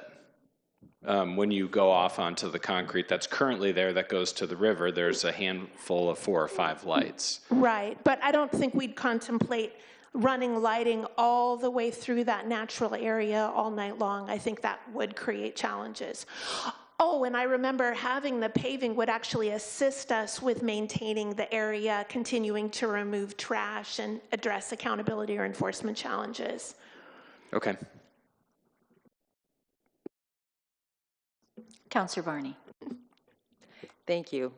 This reminds me a lot of back with August 25th. I feel very strongly that this should have been brought up before SPRAB, before coming to us. That's point number 1. Number 2, the construction of a permanent path in there. I don't really understand from the map. I spent a couple hours there myself today, some of the same questions that you did. We actually have 3 trails, 2 trails and a road that all run parallel to one another. I don't know why this particular section in the natural area was chosen, plus this path, the one that's drawn on the map, only goes about halfway up, and then the trails go all over, and as far as I know, I don't know if flooding, et cetera, keeps changing them. I mean, my recommendation for a multi-use trail would be the one that's on top of the dike that runs all the way along the road, because that trail ends at the end of the parking lot. The road that goes to the parking lot and the parking lot all end in the same place, and now we're talking about putting in a paved path through the middle of the natural area. And so there are a lot of different options, and I just really feel that the Parks Board should take the time to look into this before we decide to spend $729,000 on a paved path, and whether or not that's the right thing to do. Thank you. We will absolutely go to SPRAB. I think we were worried about slowing this down given the timing of being able to introduce things into the CIP project. And so to be able to begin the conversation, they would absolutely be an important group of people to visit. I think the idea behind this path includes bringing positive patron use into the natural area. I think that'll assist with overall being able to have our community benefit from that section of the park. I don't know if Rob has something to add on that. I'll just offer some clarifications. Again, this is Rob Remenack, Parks Planning Manager. At the end of the facts and findings section of the report, it spells out that the budget authorization for tonight is only $200,000. That's just for us to allow the beginning of the work. That's going to take us like 18 months to get to a point where we would be ready to go out to publicly bid. And so just thinking that we want to see some changes, positive changes sooner than later, we want to start that process tonight. I just want to, again, back up and say that there are off-ramps along the way, but we don't want to be in a position where we get through a planning study and we wish we started sooner, because there's an opportunity. We see some positive changes at the site, and we want to kind of build upon those and move those forward as much as possible as we try to get, recreational use in. The other thing I'm just going to add is we don't know that the community will broadly support this, but we do have some data that kind of gives us a sense that this will be very popular. The state has a statewide comprehensive outdoor recreation plan that they produce every 5 years. As part of that, they survey the whole state, a random sample of residents across the state, and of what they hear people like to do, like what they actually do to recreate in our community, the top one, like in a community, like close to home recreation, is walking on streets and sidewalks. The second one is walking in natural areas on paved and unpaved paths. The third one is wildlife immersion or natural area immersion. And the fourth one is wildlife viewing. And then the fifth one is taking your child or your grandchild to a playground. So those, you see that those 2, 3, and 4 are obviously this project would hit the box for. So it's a good indicator that this is going to be something that the community would support.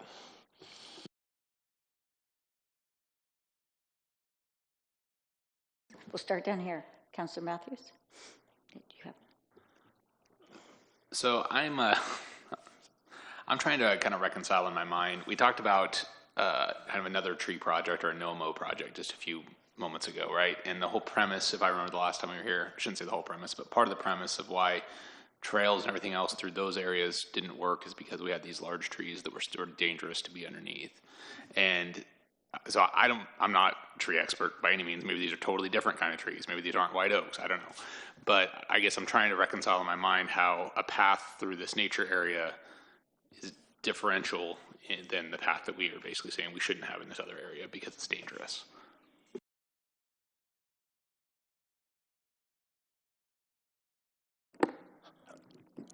I think there is a difference in proposed use between picnicking and a trail. When you're picnicking, you're stationary at a location for quite a while. I think Councilor Tigan in a previous meeting talked about camping being similar. With a trail, you're moving through really quickly, and so you're usually there's less time that you're under a tree. Putting that aside, I think part of the question is how many trees are we going to remove for this project? And I don't have an answer for that. Although I will tell you there is regulations that would encourage the city to reduce those tree removals because as a mitigation for our impacts in the floodway. So we would be looking at routes that would reduce tree impacts to reasonably, so that we could, first we could preserve the intact riparian corridor we have there, but also we could make less headaches for this project along the way.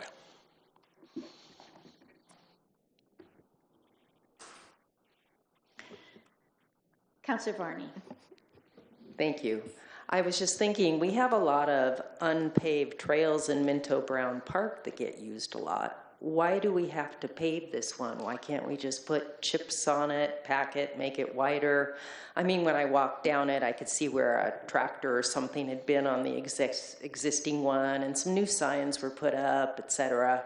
So I don't understand why we have to have it paved when people can walk, people can bike, etc., on one that's not paved.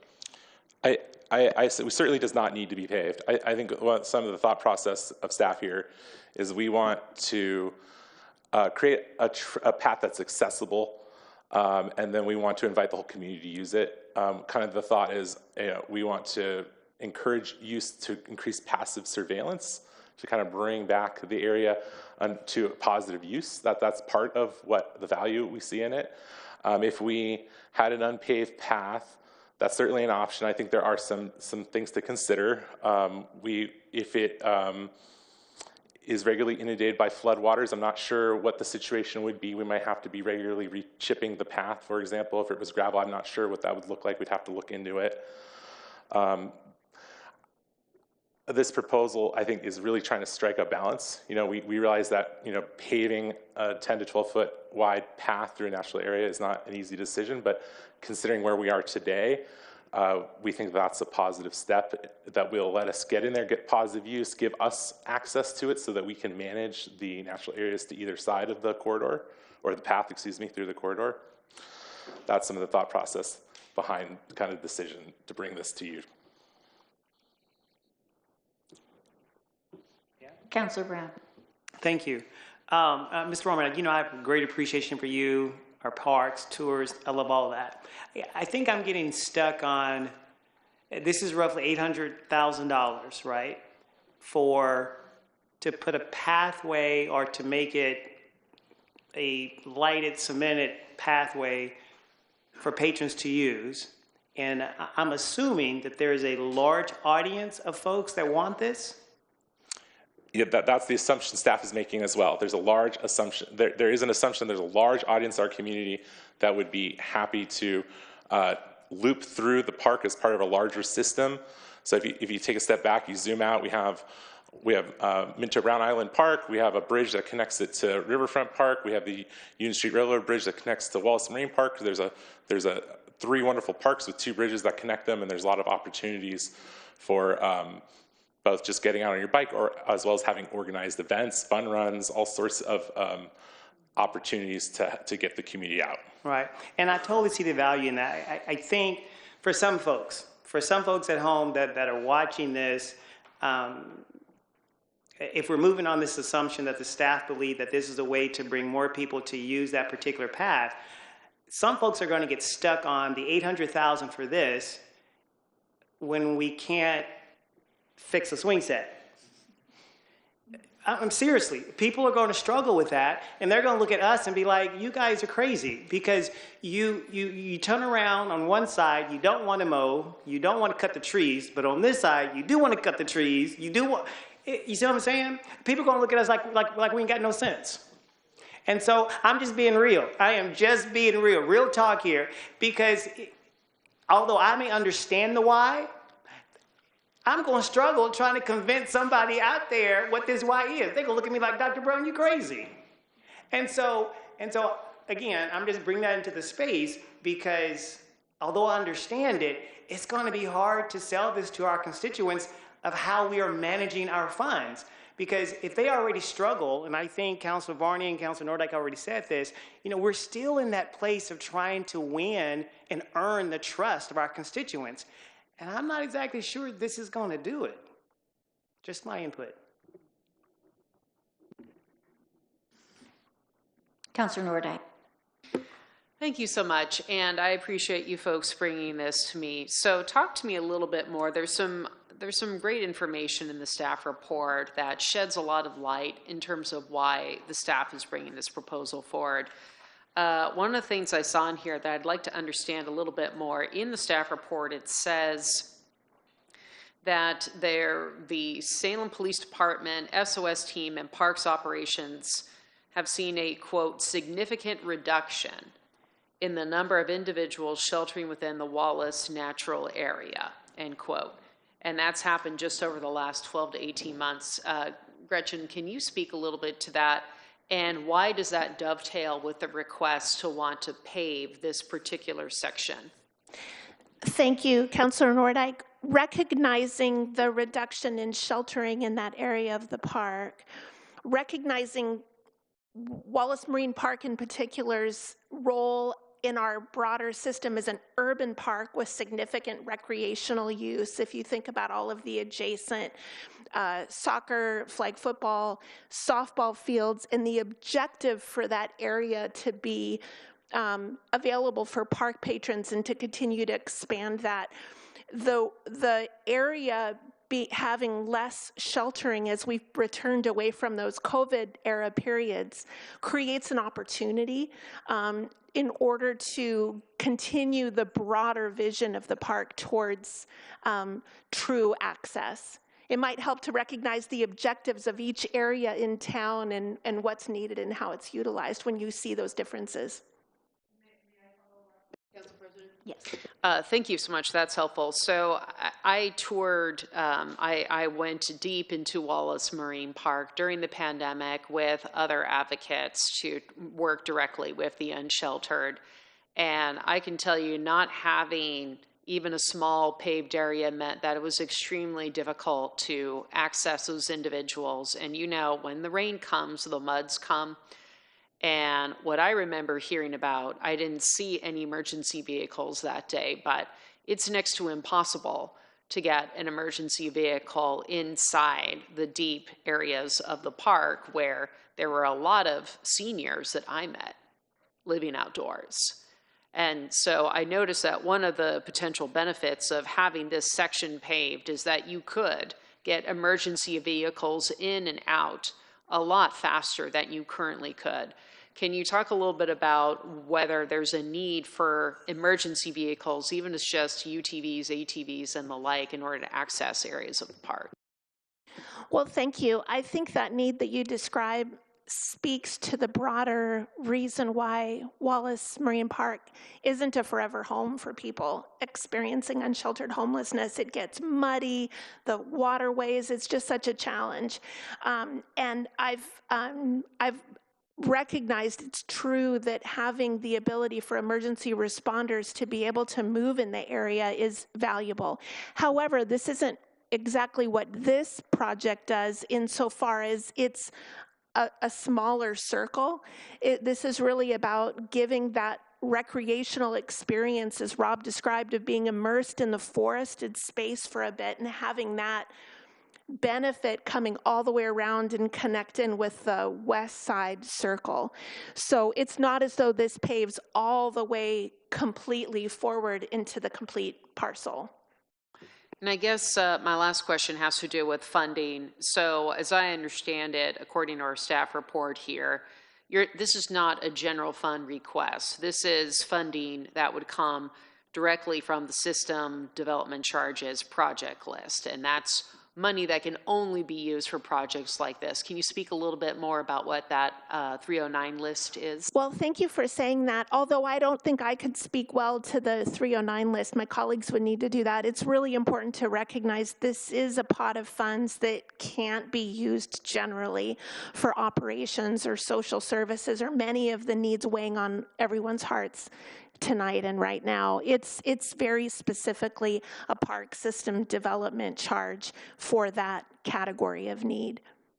Thank you. It's just, you know, I know that we've just approved a pilot project to work with persons who are struggling with addiction and mental health needs and minor medical needs. And having been in Wallace Marine Park, I can tell you there's a lot of that. And so having the ability for our paramedics and our EMTs and our mental health professionals to be able to have better access to different areas of the park, whether it's a recreational user or someone who is living outdoors, to me, I see the benefits of paving in this area. I mean, Wallace Marine Park must get thousands of users, tens of thousands of users. I don't know. To me, I see a lot of benefit to this. And it sounds to me like there will be opportunities for SPRAB to weigh in. There's no final project in front of us today, right? If we were to pass it, when would you bring it back for us, and what would that need for feedback look like?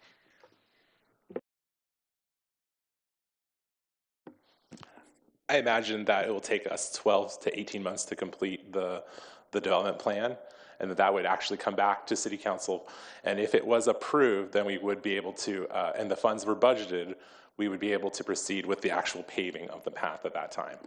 Got it. So a yay vote tonight doesn't start the pavers tomorrow. It would come back after. It would only be after you come back to us over 12 months later from now, is what you're saying, yes. After input from SPRAB and such. Yes. Okay, great. I think the only thing that I would like to add is the concern that was raised in testimony about the flooding and the pathway, trying to make sure that it's appropriate for the area, so I would just add that in. I think that's an important piece for flooding and all of the mitigation of it. All right. Councilor Varney. Sorry, I just had a question. If the path is just part of the design and isn't really, how do I explain this? Anyway, it's part of the design and the project. Why was it made such a big deal in this particular proposal?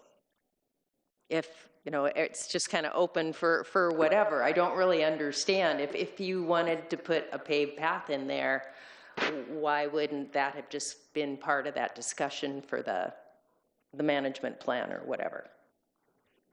Ooh, if I understand your question, I think it was to put forward the idea, which then would move through all of the evaluative processes, all of the stakeholder input and the examination that comes from obtaining the permit process. The permit process helps us do it, but the concept of the path is what we'd be starting with, and we wanted to check here first and see your thoughts and if you were open to investing in the next steps with the idea.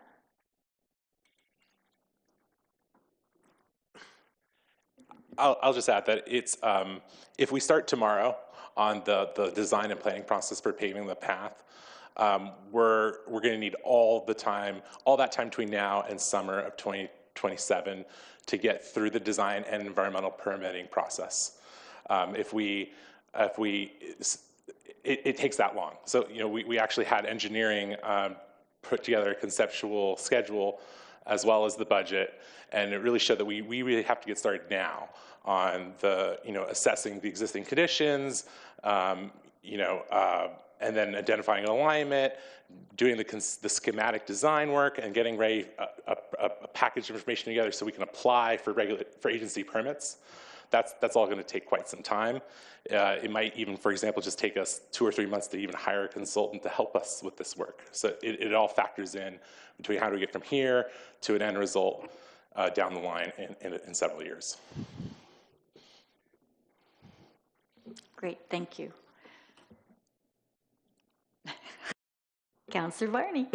I know. I just look at this and I think, so what happens if when the location of the path gets changed or the composition of it? Do you have to go through that whole process again? I'm not proposing that we're going to apply for those permits before we're very certain that the community has come around a particular alignment. But all the work we have to do just to get ready to apply, there's so much to do. We have to start now. If in a year from now we make some modifications to the alignment, but we're not yet to the point where we're applying for our permits, then there's no inefficiency in the process.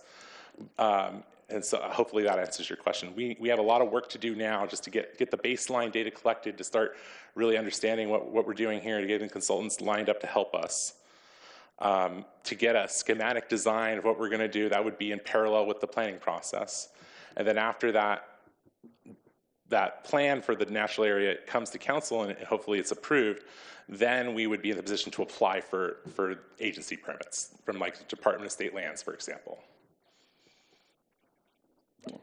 I just wanted to say, so let's say instead the area adjacent, that dike area where there is a path up there that has chips and stuff on it that gets used. What if that was decided upon? I mean, what if they decided to put a paved path there instead? Because that's more along the border, and then it wouldn't be in the natural area with all the constraints that come along with it. So the driveway that goes up to the parking lot for the softball complex is also completely within the FEMA map floodway of the Willamette River. So a lot of the baseline analysis and documentation we'd have to gather would be still relevant.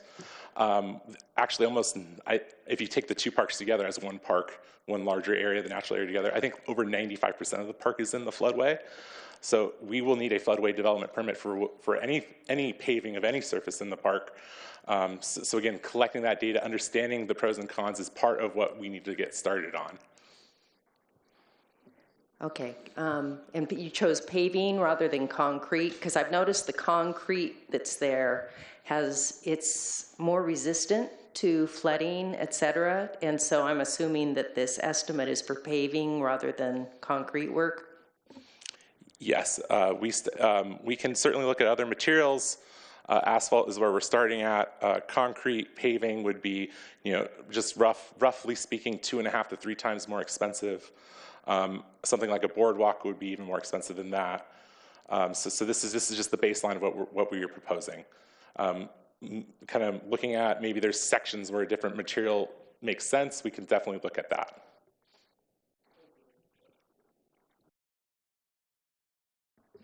Okay, I think we're ready for the motion. Okay, I'll motion to authorize the creation of a mid-year park improvement project, quote, Wallace Marine Area Enhancement Project, unquote, in the fiscal year 2026 Extra Capacity Parks Fund 260, funded with the Parks System Development charges.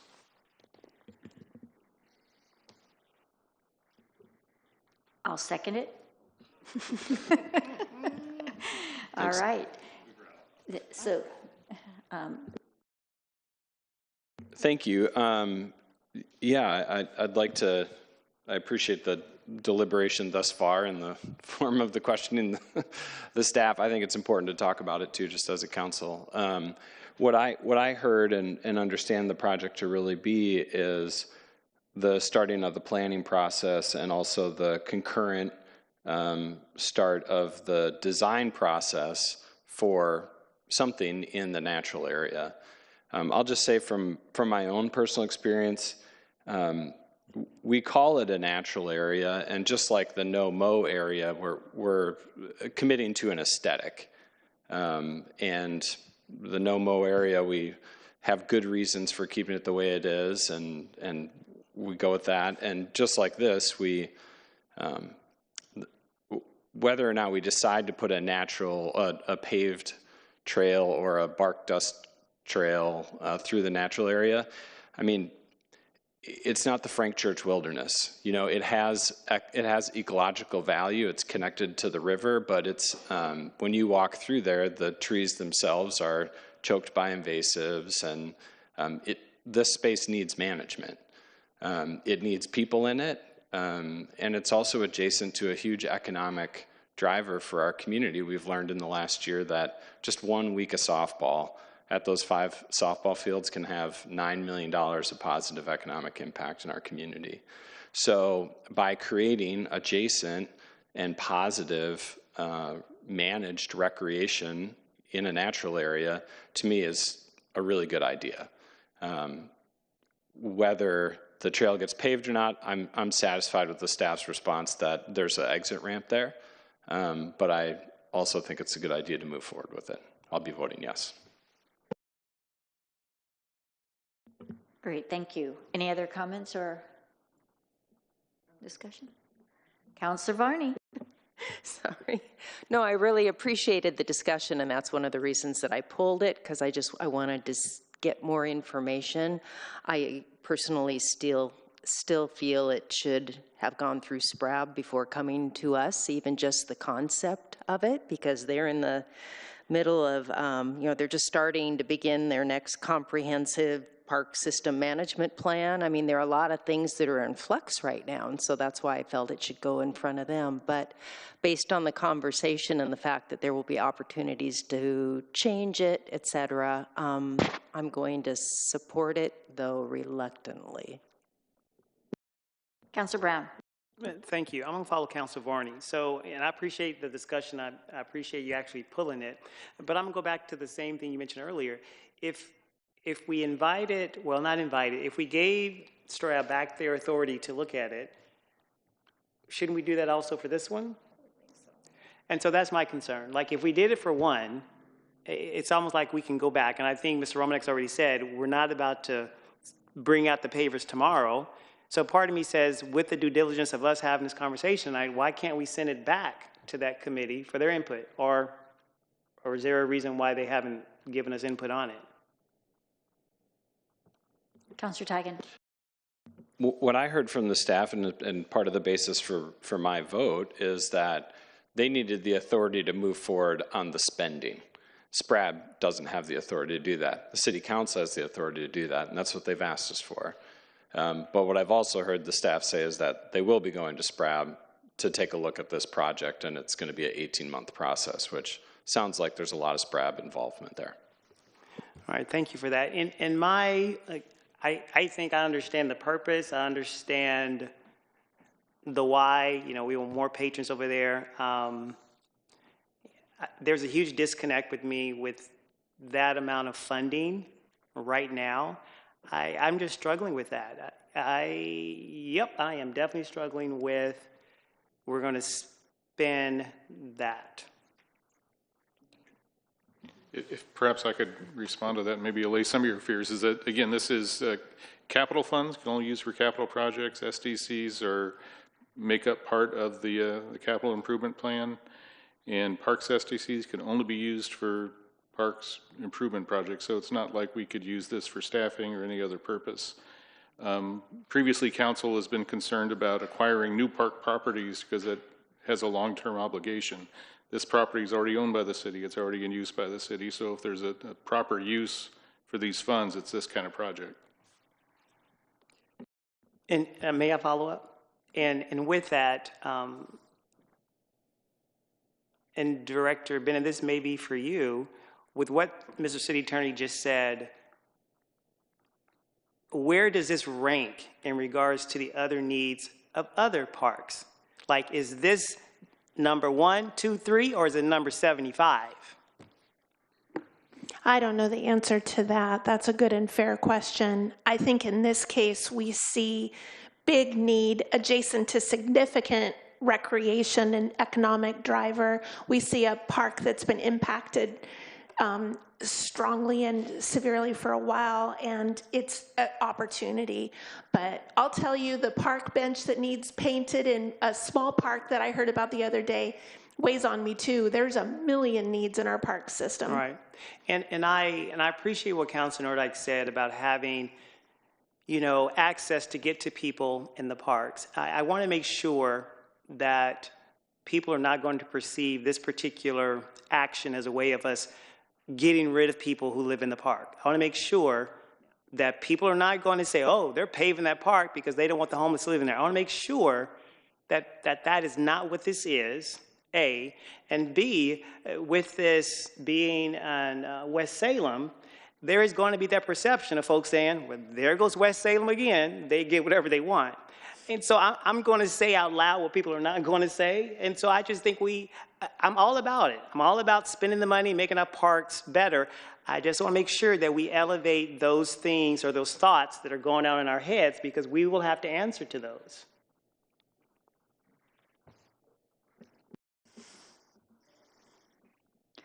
Anything else? All right, so it's been moved by Councilor Tigan, and I think I was the one that seconded it. Will the recorder please call the roll? Councilor Varney. Aye. Councilor Tigan. Aye. Councilor Nishioka. Aye. Councilor Matthews. Aye. Councilor Gwynn. Aye. Councilor Brown. Nay. Councilor Vang. Aye. Councilor Nordyke. Aye. Mayor Julie Hoy absent. And the motion passes. Thank you very much to the staff for doing that. Before I begin, just quickly going through the rest of the agenda, it really shouldn't take long, but I just want to check if anybody needs a break. Okay, 5-minute break, really fast. The rest of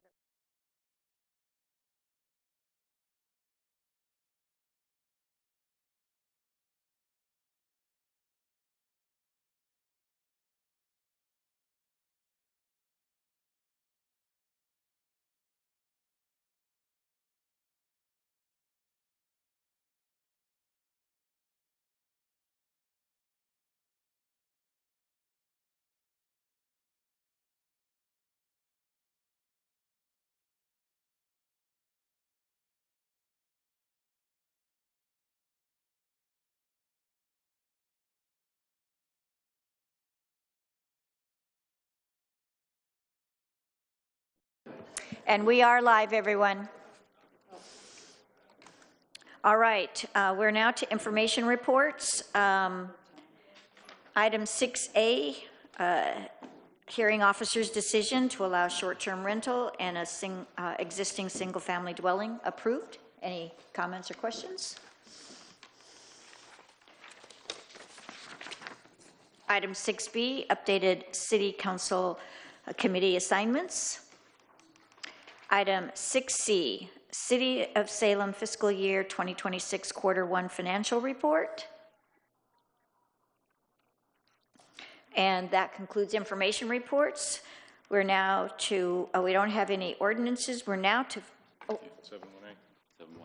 first reading. First reading. We are, that's where I was going. We're at first reading. And I believe our recorder. Thank you. Ordinance Bill number 425, an ordinance relating to tourism promotion, amending SRC sections 38.020, 38.040, and 38.070.